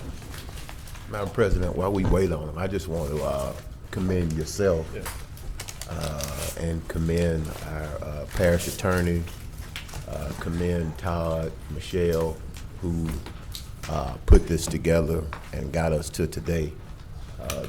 This is something that I think we all were new to. We didn't have a lot of information about, and we were all trying to figure out how we were going to get to here. And I think we've done it in a way that the citizens of Shreveport and Caddo Parish can be proud of, and not